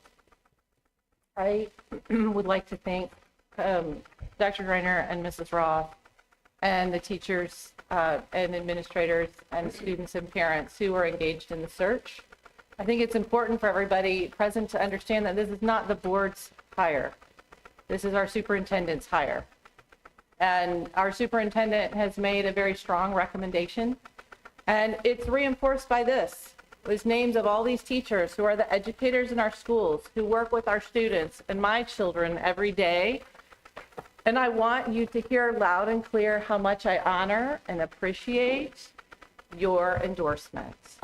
That is the reason, among my observation of qualifications and interactions with Mr. Rogers, that I would intend to vote yes this evening as well. Thank you. Dr. Yin, would you like to share? To save time, and I will not repeat a lot of things that have been said, but I do really appreciate all those who are involved in the process, and also appreciate that we have the process to incorporate the teachers, students, and parents, and administrators' input. And I appreciate the teachers' passion tonight, and I always do appreciate your commitment to our students. However, I still will say that I do have concerns. First, the number of applications is not transparent, and the pool is extremely tiny. The candidate pool had extremely small complete applications, and those with principal experience were even smaller. And the general information about the application pool should have been shared with the public. But when I shared the numbers at the December board meeting, Mrs. Witt, the board president at that time, stopped me and claimed that it's confidential. It should not be confidential because the number of applications was shared with the public when Dr. Greiner was hired. Keeping it confidential suggests that you are embarrassed about the small number. You know that the tiny number is not convincing for the public to know that we have a great starting point. And I asked several other districts, TSC, LSC, and Carmel, about their numbers for their recent high school principal search. They all received a much bigger complete applications. Some of them are like 5 times than ours, more than that even. Second, our central office seems to intentionally discourage more applications to keep the pool small.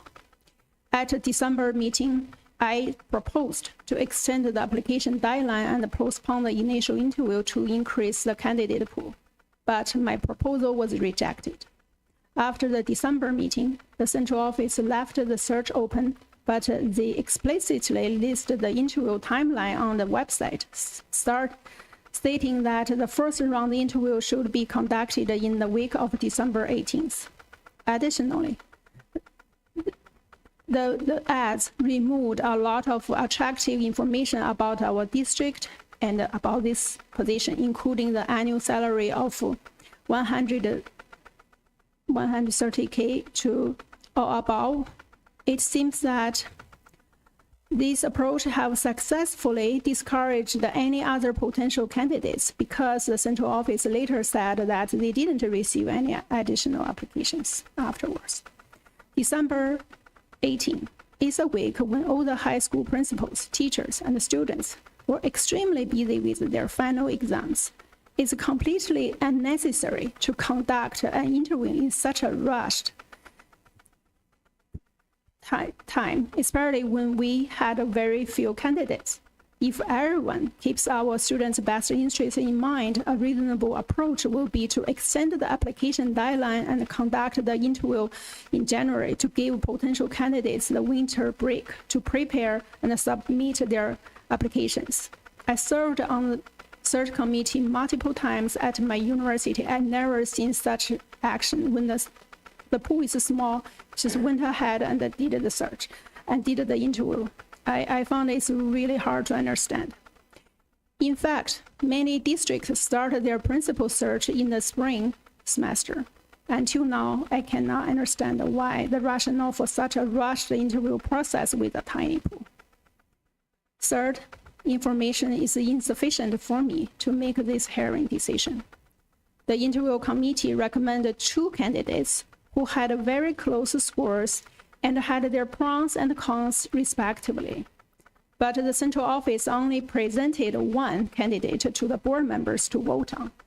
All the information available to the board is insufficient, at least for me, to know whether this candidate fits the expectations of our community collected by the survey and so on. Also, when issues were raised, there was no way for me to find the triangulation information due to the confidentiality.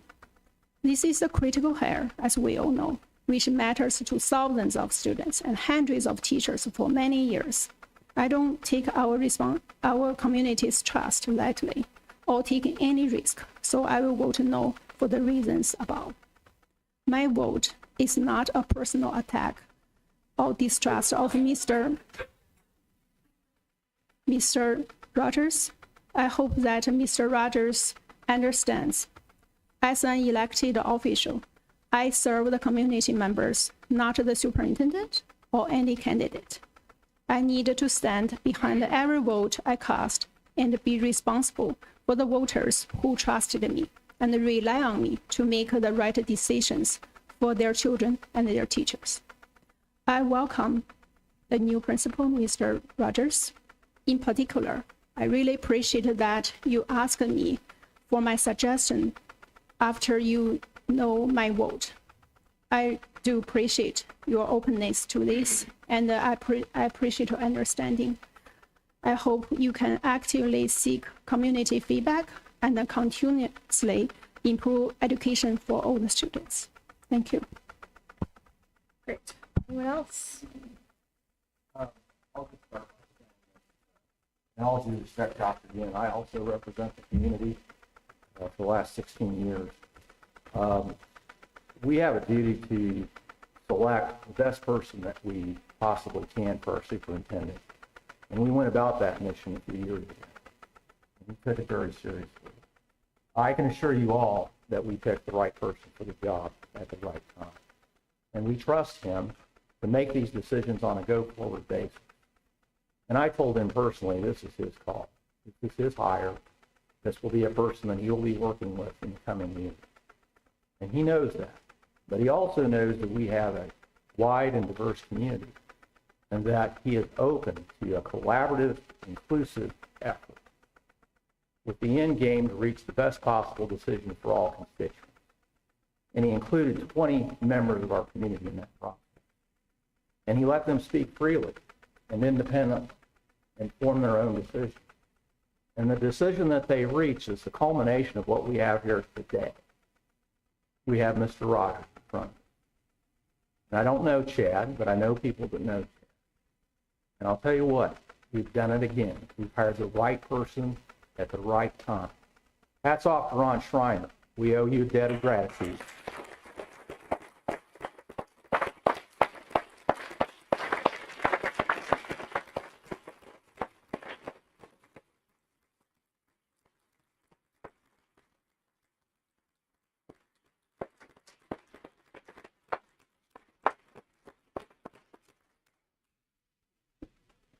And so now, Ron passes the baton. He leaves our corporation and our school in great hands. We welcome you. We welcome your family. We'll do everything humanly possible to find you a house. There's 4 listings. There's 4 listings right now. We better hurry. But welcome to West Lafayette. It's always tough to follow Brad, but Chad came up last week and met with all the board members, and I thought that said a lot about his passion for this job, and I think he left there thinking it may be a 4-3 vote, a 5-2 vote. It's certainly not the type of vote you would want, as we heard from some of our teachers earlier tonight. But the fact that even with that knowledge, he was willing to come here because of what he believed West Lafayette to be makes me even more impressed than I was when I first met him. As Brad said, this is Dr. Griner's hire to make, and he went above and beyond to include as many different subset members of our community as he could. And when that many people reach the same consensus, he's obviously doing something right. And I feared for months when we knew that Ron was retiring that we'd get anybody to apply for this job because of this board. And I think the fact that we got, as Mrs. Creed said, a home run hire speaks to the community, and the fact that it isn't about us, shouldn't be about us and our egos. It's about you all. Sean, I congratulate you for pulling this together so splendidly, and this is a great day for Westside. Thanks. I can't follow that. I have no words. Let's go ahead and vote. All in favor of approving the personnel report in its entirety, please show your hands. That is 5, Mrs. Mumford, Mr. Marley, Mr. Schott, Mrs. Witt, and myself, Mrs. Julian. And all opposed, please indicate with a raised hand. That is Dr. Yin and Mr. Wong. Welcome to West Lafayette.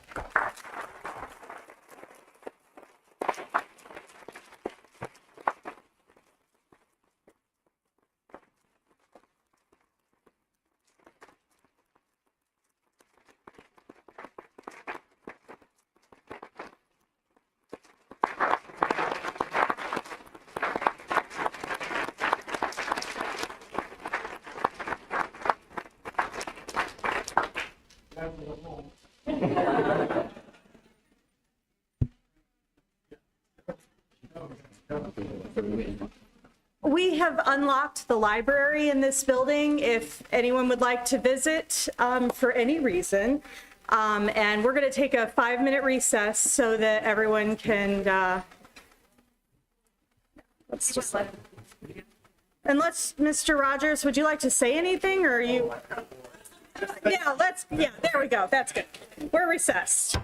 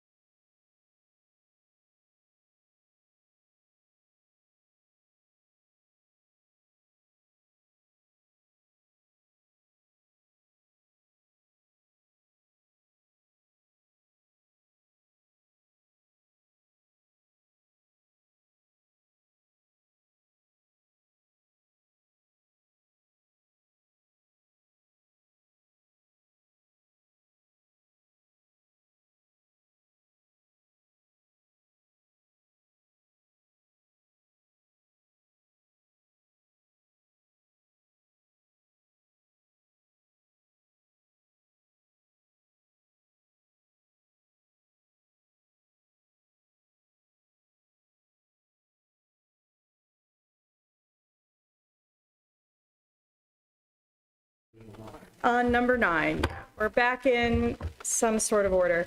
We're going to return to strategic planning and Dr. Greiner at this time. Thank you, Mrs. Austin. We've been focusing on district priorities, which provide direction for 1 year. Given referendum renewal is behind us, we need to start thinking about longer range goals, 3 to 5 years out, focusing on strategies, time-specific action plans for continuous growth and development among our district. We want to involve community and representative stakeholders in the process. We've collected a list of vendors or firms that might be considered for taking us through the strategic planning process. The memo that I provided with this agenda includes possible vendors that we've collected so far. We understand the board will want to further discuss the process, review and discuss vendor options, and collaboratively develop a plan for moving forward. Mrs. Austin, I recommend the board consider a work session at some point to continue developing a plan for strategic planning. Thank you. I agree with you, and it sounds like we'll be doing at least a couple of those. So thanks for the update. Next will be number 11, and I'm going to go ahead and move that we take all 5 of the field trips as one item. Does anyone like to second that? Mrs. Witt, thank you.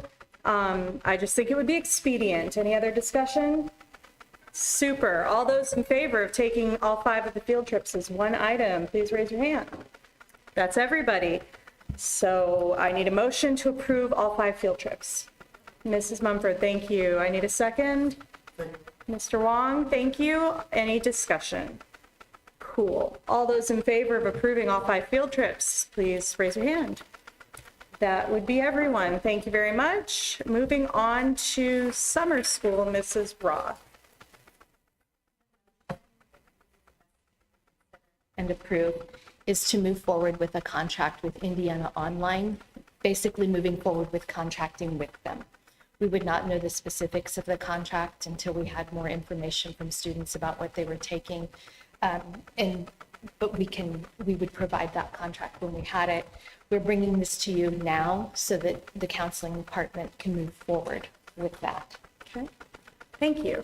I'd like to share with my fellow board members that I received feedback from a couple of community members by phone asking for lots of options. So I wanted to share that came to me this afternoon. I need a motion to move forward with summer school, please. So moved. Moved by Mr. Marley, second by Mr. Schott. Any discussion? Yes, Mrs. Witt. In the past, I know we've offered students a lot of options. It seems to me as though it is the first one of those options. Are you anticipating there will be others like social studies? I know Achieve Virtual is anticipated to be offered as well. We've talked with social studies teachers and couldn't come to consensus this year at the end of the pilot, but we've agreed already that we would talk for future since there is a concern for offering students the opportunity to take something local for the rigor and the continuity. So just to be clear, this, as I recall from previous years, they didn't all come to us at one time. They kind of come to us as the opportunity develop. And it's normal. Correct. And there's no contract required for Achieve. Okay. Thank you. Any other questions, Dr. Yin? I have a question about the implication of this schedule on students' course selection, because as far as I know, students are required to submit their course selection by 14th this month. And but you know, students' choice for the full course may depend on the options they have in summer. And so I wonder, in this case, should we allow the students to submit their course choice a bit later after they have more information about the summer school? Counselors are meeting with students and going through that process now. I think they could tell us if they needed to extend the deadline. We were waiting to understand if we could contract with Indiana Online so that they can release that information. And I anticipate that they would then be able to release that information. Does that answer your question? So that means the students still need to submit their course selection by 14th, even though they don't know yet what they can take in summer. They wouldn't know, they can request summer school, and then the counselors would go through to see what they could fulfill in that. So the request can go forward. I think the counseling, if the counseling department sees where there would be an additional need for time, that they would want to work with students to do that. Okay. Yeah, I'm still, my kids haven't, or don't plan to take a summer school, but for those who did, I wonder.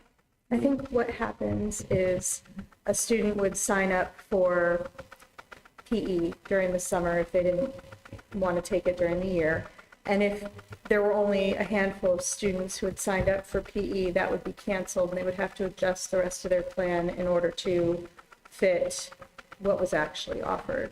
But I think our counselors are adept at making those choices and decisions and helping to guide our students so that they fulfill all of their requirements. Counselors do go ahead and schedule as if the student hadn't completed summer school so that they can run the schedule.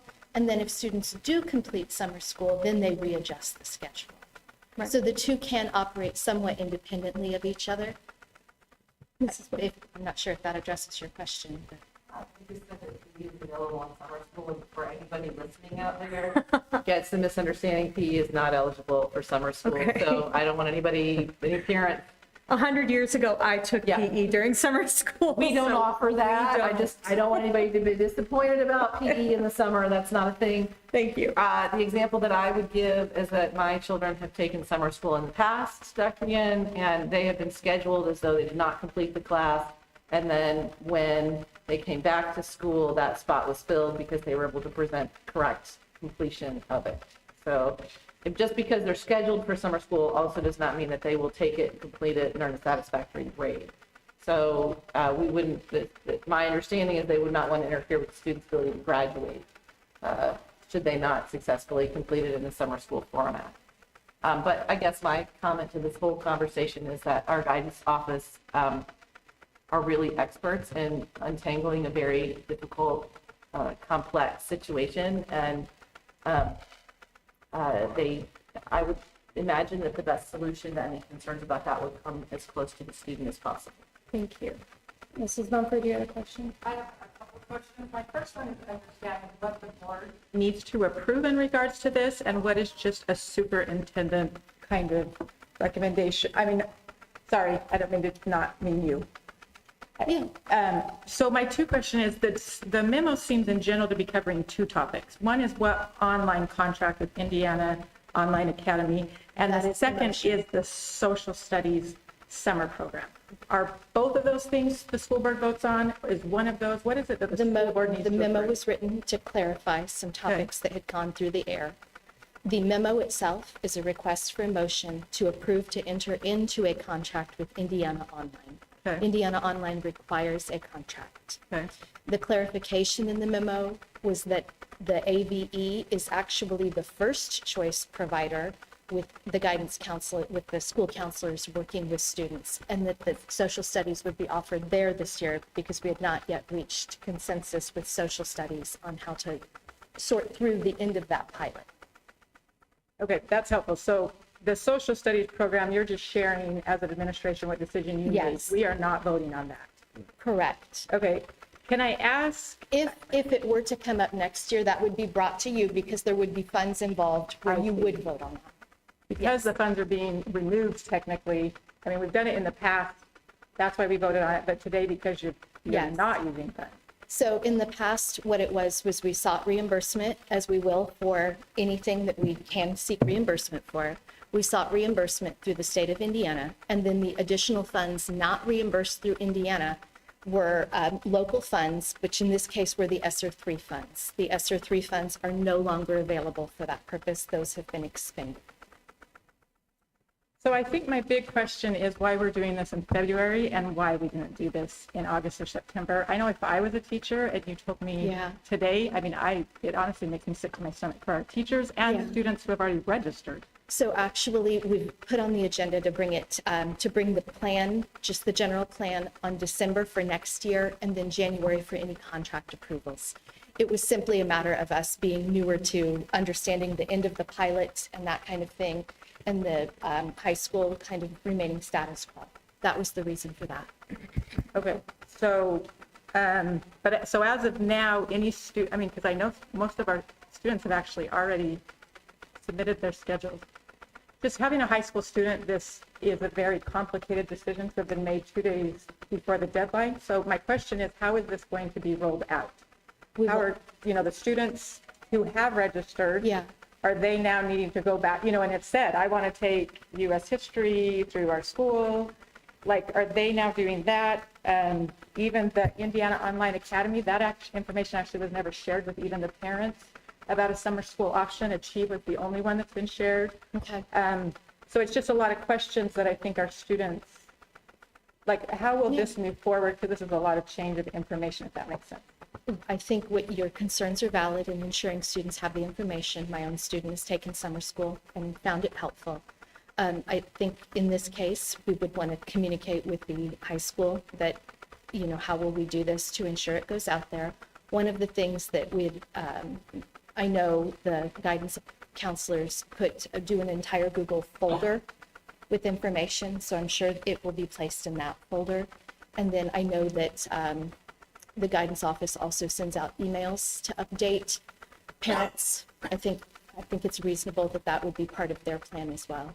Okay, because the summer school is the one thing, the kids got a QR code that you could only see if you logged into the kids' account. Right. Like as a parent, and there was nothing in the folder. So that I know is limited information out there. They've done a great job sharing the course catalog and all of those things.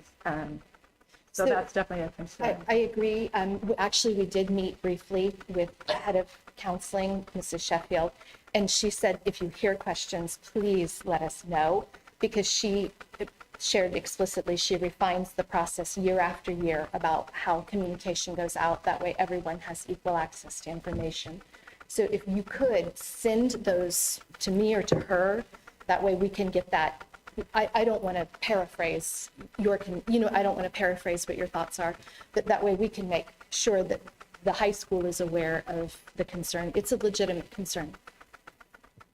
And then logistics-wise, I actually think it'd be more helpful if we talked about it like in November. The concern is if we talk about it in December and there's more information, like I feel like January's the end all dead all of making this decision, because the counselors start talking to students, teachers start planning their summers.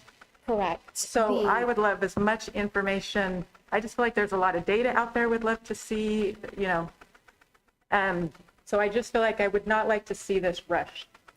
The difficulty with December is, as a former high school teacher, you're still kind of sorting through the course catalog in November. So in December, when you're thinking of, you can sort through kind of like what new courses you might offer.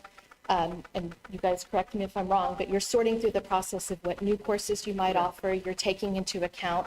Counselors are also looking at that end of kind of first semester data to see who might not be passing, to know where to shift them or how they're going to schedule. November might be possible. We've asked the counseling department, but I think December, from what I've been told from the high school, would be a reasonable, but it doesn't mean that November would be unreasonable. Helpful. That answers my question. Thank you. Thanks. Okay, all in favor of approving the motion regarding summer school, please indicate with a raised hand. That is everybody, Mrs. Julian. Moving on, still to Mrs. Roth and Mr. Hamilton, the website update. So information was shared with you earlier today, and we'll just briefly, I'm going to start this to explain the process where things started, and then Mr. Hamilton has put the expertise into it, so he'll take over from there. One of the board priorities for this year was updating the website. That has been kind of a work in progress to update it. And one of the first things we did was ask for community feedback on specifically what parts of the website, why do you most frequently use the website? The other thing that we did was to ask about the frequency. And you can see in what I shared previously, lunch food service is a frequent hitter on the website, as well as the calendar and schedules. And we gave all of that information to Mr. Hamilton and his crew, and to kind of refine and work through that website experience. So we're kind of, I believe, at a point where he could share.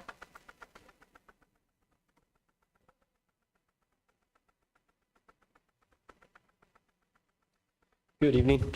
I'll be brief. I wasn't going to display anything tonight because I know it's been shared with you, the website link and everything. So just thank you, Mrs. Roth. It's been nice working with you and getting feedback from the community to help guide our layout and design for the new website. We knew we wanted to have something built that was going to be a little bit easier to generate content. That's one thing we were lacking on the old site, is having content generation. And so we built this new site with a layout that's going to be easy for our communications hire to assist with adding news, new images, new pictures relevant to each school. Even as you scroll down to the website, you'll see shortcut icons that were created with the feedback in mind to navigate to those items, those events, the menus, counseling and athletics. As you scroll down, there's the news articles. We've got a sidebar with items on the right that are going to be popular.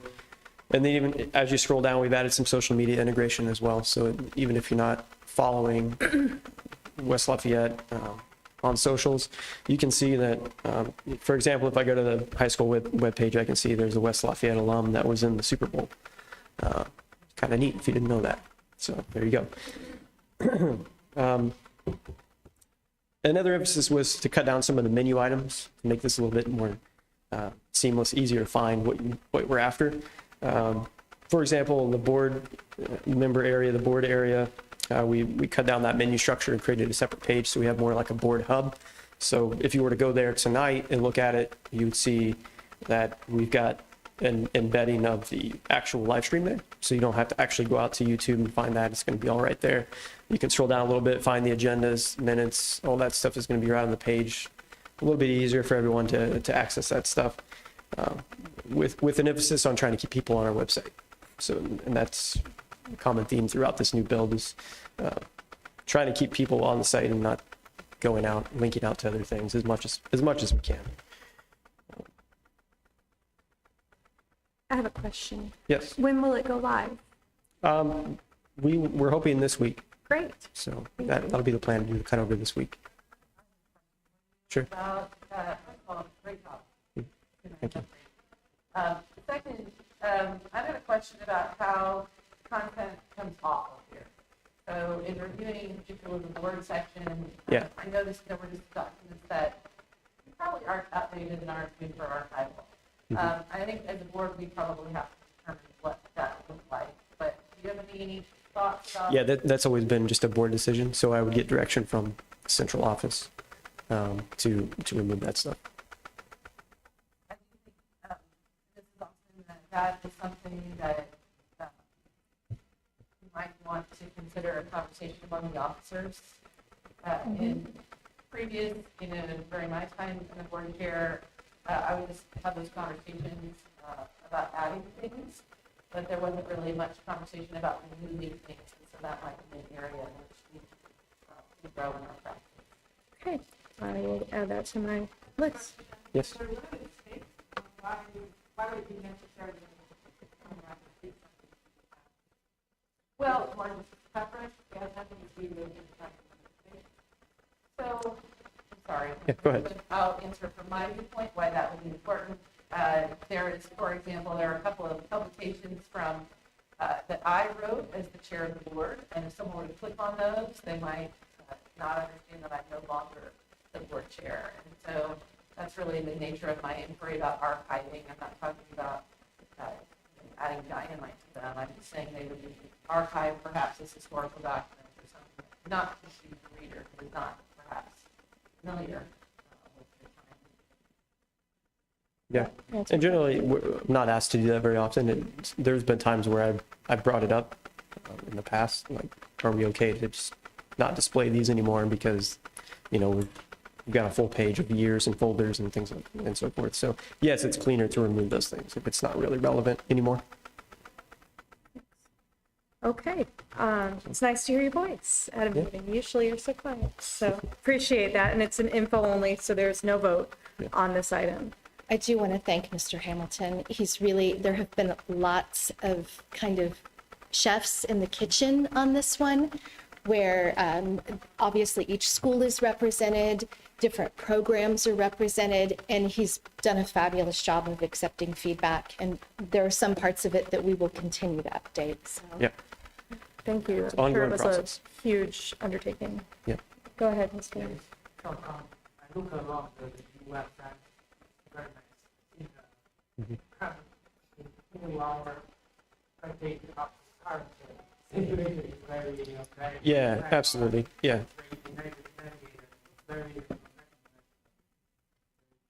Yeah. And a lot of that looking fresh and relevant will help with new images and content as we just have a better layout now to be able to quickly add those things. So, yeah. Thank you. Thank you, Mr. Hamilton. Okay, the next item on the agenda was actually from me. It's regarding board compensation. Last month, we voted to change the compensation for board members and only compensate the per diem for regular meetings and no longer to compensate special meetings. This item was not on the agenda, and no one had the opportunity to review it or think about the ramifications of that in advance of the vote. My fear is that we were put on the spot and forced to vote against our own financial interests, and this action will have effects in the future and could limit our ability to attract board members who perhaps are unable to volunteer that time rather than to be compensated for it.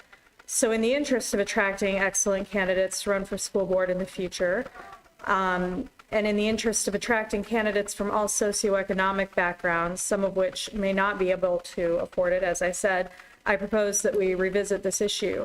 My first motion is to increase our board compensation to be commensurate with the rate that Indianapolis pays, which is legal under Indiana state law, and Indianapolis really sets the threshold for where we're paid.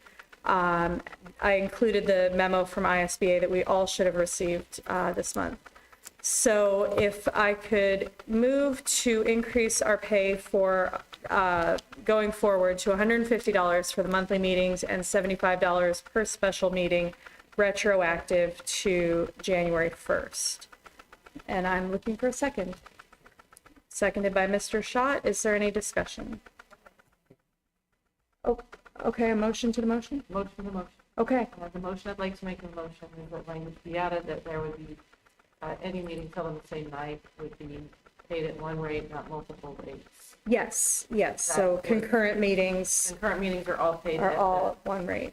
Yeah. Same as before. Yes. Yes. Dr. Yin? I would also like to make a motion. Okay.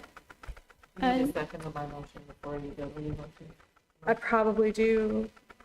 I will second your motion. There we go. And now you're making a motion to the motion to the motion, Dr. Yin.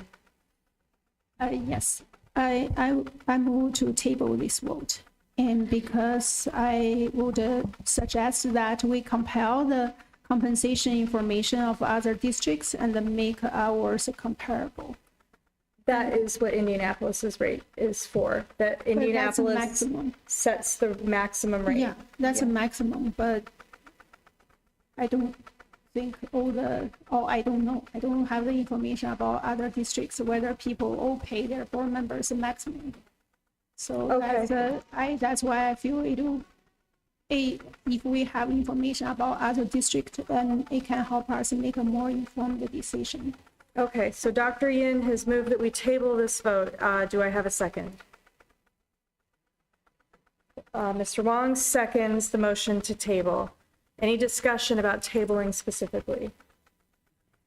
Sure, go ahead. A comment regarding this. Right now we use the Indianapolis School Corporation as kind of a benchmark, right? That's Correct. That's yeah, I the think standard. that's pretty big, biggest, probably the biggest corporations, and their compensation maybe not compared with ours. So I think probably we just hold that. We did more research and see some other through corporation comparable with what we have in terms of size and workload, and then probably have a better decision. Thank you. Anyone else? Mrs. Smith? This appointment. There is no one here serving on the board who is earning a living as a school board member. I would hope that we would all be in it for the students. My opinion is, however, that based on your comments on ensuring that there's an equitable, welcoming invitation for people to apply from our community, that I think you make a very good point about that, about needing the compensation to somehow reflect the job so that everyone who is qualified and would feel interested in serving the board does so. Thank you. Dr. Yin? If we make the compensation as high as possible to the maximum, then I will move to reduce the number of board members from 7 to 5 to save the district money. Okay, let's slow down the motions. We've got a motion and a motion and a motion. So, Mr. Schott, did you want to speak to tabling? The motion I'm speaking to, but I thank you for reminding us that we can't only think about ourselves. That was selfish of us, as we tend to be on this board. And as I alluded to last month, if anyone's uncomfortable receiving compensation, I encourage you to make a donation to Education Foundation. Thank you. Okay, so right now we are voting on Dr. Yin's motion to table the issue until next month. All those in favor of tabling the issue, please indicate with a raised hand. So that is Dr. Yin, Mr. Wong, and Mrs. Mumford. All those opposed to tabling the issue, Mrs. Witt, Mr. Schott, and Mr. Marley, and myself. So we will not be tabling the issue. Now we're returning to Mrs. Witt's motion, which was Pay more than one per evening. correct. Okay, and I second that. Any discussion on not paying more than one meeting per evening, which has been our convention up to this point? Good. Okay, all those in favor of paying in the same structure as before with one per evening, please indicate with a raised hand. That is everyone. All opposed would be no one because it was everyone. Okay, back to the original motion, which is to increase the compensation to reflect the same rate that Indianapolis pays. Discussion, sorry. Go ahead. I would like to make a motion. Oh, crap. To separate, so you kind of did this, but I'd like to talk about how much will be paid monthly meetings separate from the payment of per special meeting. And so I make a motion to separate those two. Okay. And only vote on the per monthly meeting because these are two separate topics that we've been discussing. Okay. Okay, I need a second. Okay, Mr. Wong seconds. Is there discussion on the motion to separate the two compensation rates for the purposes of this discussion? I thought I did, but okay. No discussion. All those in favor of... Can I ask, sorry, a clarification because I'm not understanding. So if this motion doesn't pass, what we're saying is we're going to be paid for a monthly meeting plus a special meeting, and that's the decision. I'm sorry. Yes. If this motion doesn't pass, we're going to take both. We're going to assign the compensation rate for both kinds of meeting in one vote. And then in the second vote, we will reinstate the special meeting pay. I guess it... Well, that's what I'm not understanding. Yeah, it's... What's the second one that you emailed about? I just want to make sure I'm clear on what I'm voting on. Well, I guess... I don't know because we get all stirred up in 9,000 motions. Let's vote to whether or not we're going to separate them. All those in favor of separating the two issues and voting on the 150 and then on the 75, please indicate with a raise hand. Okay, that was Mr. Wong and Mrs. Mumford. So we're going to take this in two parts. The first one is we're going to discuss increasing the board compensation to the rate Indianapolis pays. That's the motion. And then understanding that we still have not reinstated the special meeting pay. The second one will be to reinstate the second meeting pay, okay? So is there any discussion on raising our rate to the Indianapolis rate? Regular. Yes. Okay. Okay, all those in favor of raising our rate for regular meetings to $150 commensurate with Indianapolis, please show your hands. That is, we're voting to increase the regular meeting rate to $150, which is what Indianapolis has set as the rate for this year. So all those in favor, one more time, please raise your hand. That's Mrs. Mumford, Mr. Marley, Mr. Schott, Mrs. Witt, and myself. All opposed? Mr. Wong and Dr. Yin, and so the motion carries. Now let's return to the issue of reinstating the special meeting pay. I need a second, because I'm moving that. Mr. Schott, thank you. Any discussion on reinstating the meeting pay for the second type of meeting? Mrs. Mumford.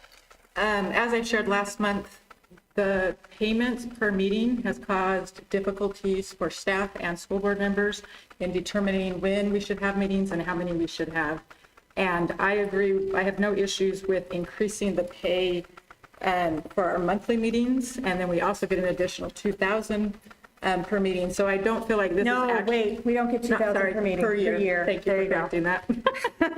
Everybody would want to run. So I think the argument that we won't attract good candidates or we're not being aware of different socioeconomic backgrounds actually doesn't relate to the special meeting that it's being addressed up there. Being paid what we're paid is not demonstrating we're volunteers. And so I would like to continue with what we passed last month of not being paid for every special meeting. Okay, once per night for every special meeting. So if we have 11 special meetings, it's just $75 for that. Well, we already passed that one. Right, but I'm saying if it's a special meeting, we don't get paid. don't get paid at all. I just wanted to clarify. Yeah. Okay. Any other discussion? Dr. Young. I continue propose that we collect the information from other districts to make ours comparable to others. Okay, thank you. Anyone else? Great. All in favor of Hold on. Right now, Yeah. we're discussion, right? We don't have any motion. It's still discussion. No, I moved it. I moved and Mr. Schott seconded to reinstate the meeting pay. So we discussion, right now, discussion. That's discussion right Yeah, now. I want to share something. Great. Yeah, I think Amy brought a very valid point. I think some reasonable compensations for public service. I think it's good to encourage more people getting involved and also increase the accountability of board members because we get paid to work things. So I think that makes sense. But I mean, personally, I hesitate to do that because but I may speak for myself. Yeah, I'm just not really quite comfortable to use my my public service voting as public service to increase my own compensations for my public service.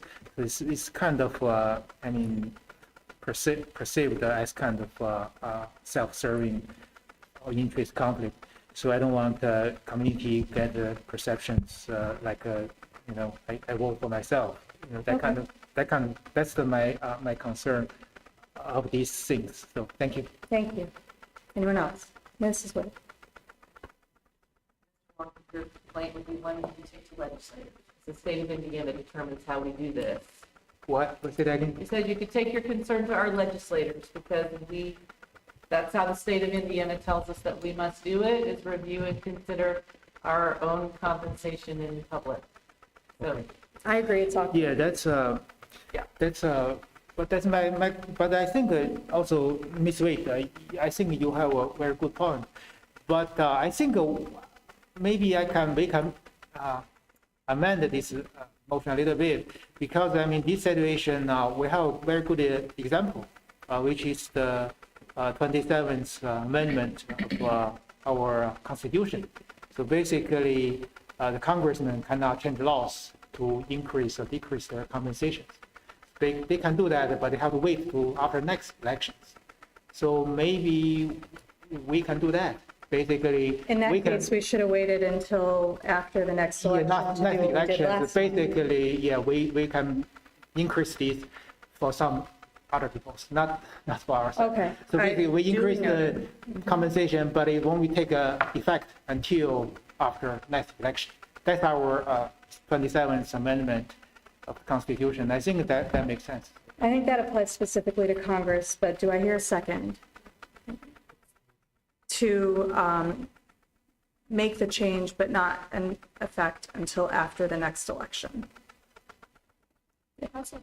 Dr. Yin seconds. All in favor of making the change, but waiting until after the next election to put it into practice, please indicate with a raised hand.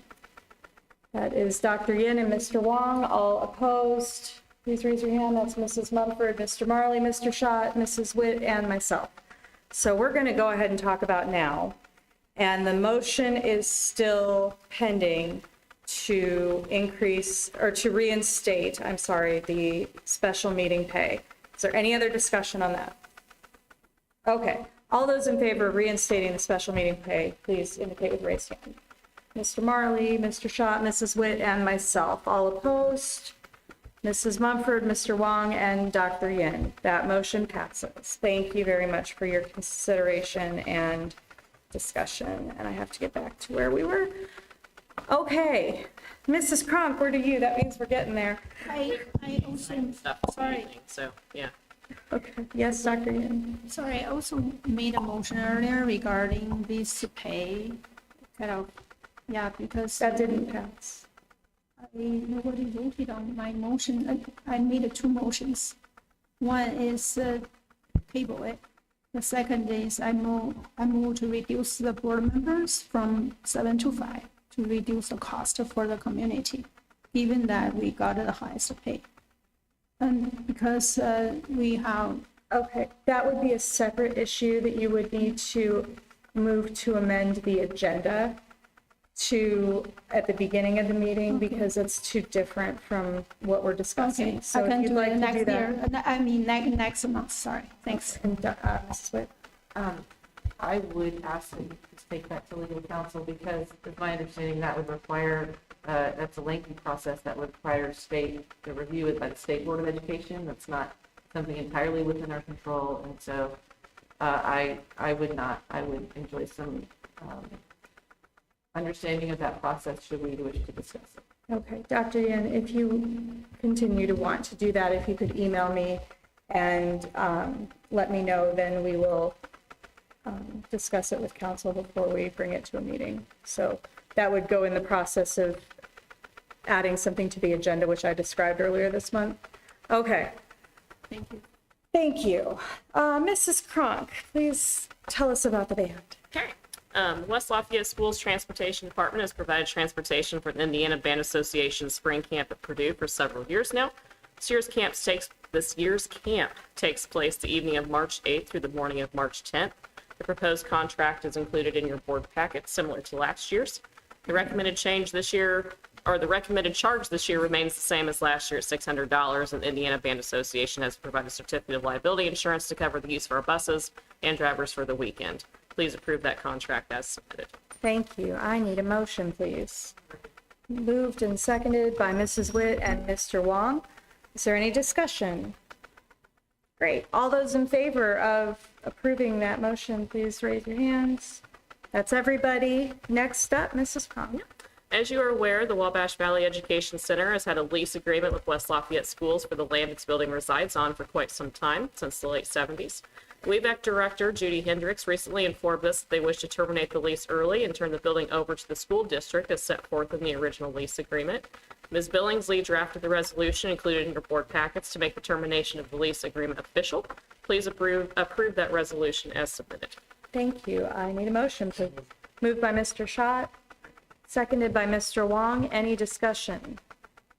Mrs. Mumford. I have a question. Will this relate to the accounts payable? Now that, I mean, will we still do their accounts payable, or because Are these connected? We do have an agreement with them that their books run through our accounting system. And it still will do that? Yes. And why is that? I do not know the history of all of that. I'm sorry. That's fine. No. Wish I mean, I did. mainly wanted to know, I mean, the main question is if it will change. I'm kind of in the process of finding out the history of all that stuff right now. No so- rush. It is an agreement, but it's something she certainly didn't. And that's fine. The connection with, if we'll continue was my main question, so thank you. Okay, anyone else? Mr. Wong? Yeah. So basically, do we have any plans regarding using these buildings? I think there may be, I think there's the in terms of size, maybe a good place for our preschool. I thought we would make a spa. Huh? I could use a massage and maybe a facial. I was thinking a spa. No, I mean, I'm teasing. Dr. Greiner, would you like to? I'm getting punchy. The question of the WeVec? Yes. What are we going to use? We're the asking building? the question of the WeVec lease termination and. yeah, so that building pretty much available. Yes. Okay. Yeah, the discussion that we've had through Friday notes with the board is that would be a great site potentially for our, yes, our central office. And then based on the plan, the board priorities of getting transportation over to this area, that would free up that office, the central office, current central office for possible offices for transportation. Yeah. Okay. Any other questions? Dr. Yan? Whether that plan and Dr. Greiner just discussed is a finalized plan, or whether there be some alternative plans that we can still discuss. Because one possibility can be having a preschool there, because the community has been, expressing the needs for preschool, and that size is a good size for preschool. And right now, we always say it's too expensive to renovate the Happy Hollow and to make it to meet the needs for preschool. And also, this whole building is too big probably for a preschool. And even if we have the money to convert it, and probably it will be a multi-functional building, then there might be some security issues. And the site location of the Wabash Valley building seems to fit the preschool well. And it has a playground nearby, and parents can drop off their kids to that building and the nearby villas. And so I just wonder whether we can still discuss the possible use of that building, or it's finalized already. It's not finalized. I think if the board chose to go a different direction and take us a different direction, they could certainly schedule work sessions and or work through you, Mrs. Austin. And if the board has a different vision that they want us to explore, our office is here to serve. I will say that having been in that building, the offices are along a central hallway, and I believe they're this kind of wall, and they're not large enough for a preschool classroom. That would be a design challenge, Mrs. Wade. I would also have concerns about necessary renovations for bathroom facilities appropriate for preschoolers. There's also not really green space immediately accessible to that would be safe for young children to play. So I think that there's pros and cons to every area, every building concept, but I appreciate Dr. Renner making a clear recommendation on this practice. I will add one other thing, but again, I don't want to be presumptuous. So to the board discussing this, when you have a preschool in a school building, you are much more able to more quickly, and Mrs. Roth, you'll need to correct me if I say anything incorrectly here, move through the pathways to quality that get the additional funding than if you go out and put it in a house type building. Would that be accurate? Yes. In an educational institution, there are some for lack of a better term, check boxes that are already checked.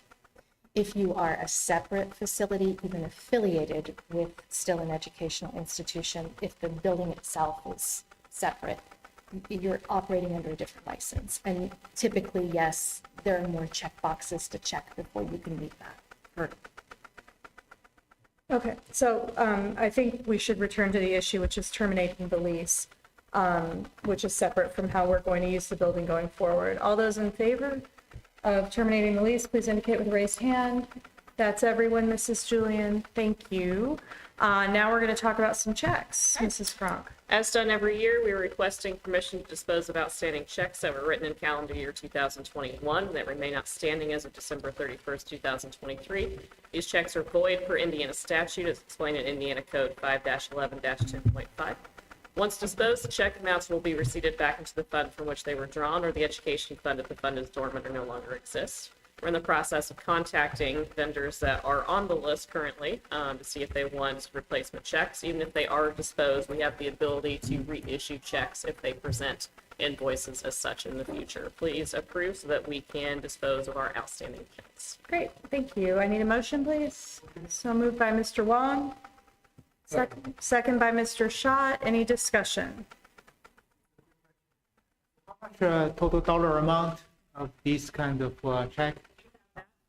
As part of your board package. You already have that in? It's in the packet. In there? Yeah, you have that part of The your board details? package. It's there. Oh, okay, I didn't see that. Sorry about that. I didn't saw that. And I'm sorry, I'm hearing this on one ear and I'm having a hard time hearing you guys on that end. So, That's okay. I didn't saw that. That's okay. If you already have that, that's fine. Anyone else? It's for the corporation, it's $2,557. For the ECA, it's $657. Any other questions? Actually, it's a very small amount from what I'm used to, so. Great. Okay, all in favor of disposing of the checks, please raise your hand. That is everyone, Mrs. Julian, and one more time to Mrs. Cronk for accounts payable. Okay. Claims for the period of January 9th to February 7th, 2024 total $3,003,850, including regular corporation expenses and the Wabash Valley Education Center expenses. Of this amount, $1,755,528 were paid towards wages, salaries, and benefits. Moving on to our preliminary fund report for the month ending January 31st, the education fund is a balance of $3,736,903, and total funds on hand for the corporation are $19,747,403. Please note that the report is preliminary, as we have not yet closed the month and are still in the process of entering revenue at this point. I would also like to remind everyone that several funds, typically state and federal grants, run in the negative during the month as they are reimbursable. We have to expend money before we can claim that reimbursement. Business offices wrapped up year-end this past month by sending out employee W-2s, filing a Form 9 financial report for the period of July 1st through December 31st, 2023, and completing other year-end processes in our accounting software. ACA forms also went out to employees last week. Over the past month, we offered informational meetings for employees on Medicare and the Indiana Public Retirement System. Both meetings were well attended, and we were joined by some of our colleagues from TSC and LSC as well. We will be holding the annual retirement meeting for any interested teacher on March 26th, and Brian Hoffman from VALIC will be presenting on retirement planning for anyone interested on April 16th. You can come to that one as well if you choose to do so. Please approve the accounts payable finance update as motion. Moved by Mr. Wong. Second. Second by Mr. Marley. Any discussion? Super. Yes, Dr. Yin. I want to get some information about, their literacy early intervention and high ability. I'm not questioning it. I'm just trying to learn how the works and how the money is spent on the Are you asking about the literacy early intervention and high ability expense? So what about it? Yeah, I just wonder how the money is spent. She wants to know how the money was spent for literacy and high ability. Are you asking about a particular claim or? Yeah, so there's a sum. Are you asking on the fund report? Yeah. Okay, our high ability grant is basically used for professional development and teachers. Yes, professional development for teachers. we don't get a whole lot from the state for that, so that kind of covers professional development. And early literacy, we did not get early literacy again this year, did we? That is actually an old grant. The new literacy grant, like the early literacy grant. That was the one that was dispersed in December, approved in December. Remember that you're seeing funds that have been on our books for a very long time. So some that you're seeing on there have been closed for several years. The early literacy grant from last year was used to purchase this. The elementary recommended that we move away, that we get in more specific, for lack of a better reading screener, more focused on early literacy and phonetics. And DIBELS does exactly that. It's dynamic indicators of basic early literacy, to not use an acronym. But it was used to purchase those materials. That way, interventionists and classroom teachers could have that data and use that data. And the funding was also used to purchase training for DIBELS. That way they would know how to use those things. Thank you for helping me better understand it. Thanks. Anything else? Okay, all those in favor of approving the accounts payable, please indicate with a raised hand. That's everybody, Mrs. Julian. Yes, Mrs. Witt. I would like to move, given the late hour and the amount of time that we have been meeting together, that we bypass our board superintendent reports this evening and move on to adjournment.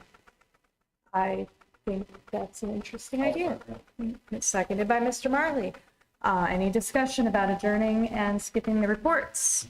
I do want to mention that I have pared down the committee assignments to what you see before you on the agenda, based on the previous experience in the interest of all the board members and in the interest of focusing board members on what they should be working on. Does anyone have any objections to adjournment? Interested to hear from our superintendent and president what reports they have, but so. Okay. So yes, I would like us to vote to her motion. Okay, anyone else? Okay, all those in favor of adjourning, please indicate with a raised hand. All opposed? Okay, that, Mr. Wong, are you abstaining or? Okay, so it was Mr. Marley, Mrs. Witt, Mr. Schott, and myself in favor of adjourning. Opposed was Mrs. Mumford and Dr. Yin, and Mr. Wong abstained. I think what we could do in terms of the reports is to make those available in some other format, maybe by email to the board, and then we could revisit it next month and recap, because it is very late and everyone's been here for a long time. And with that, we are adjourned.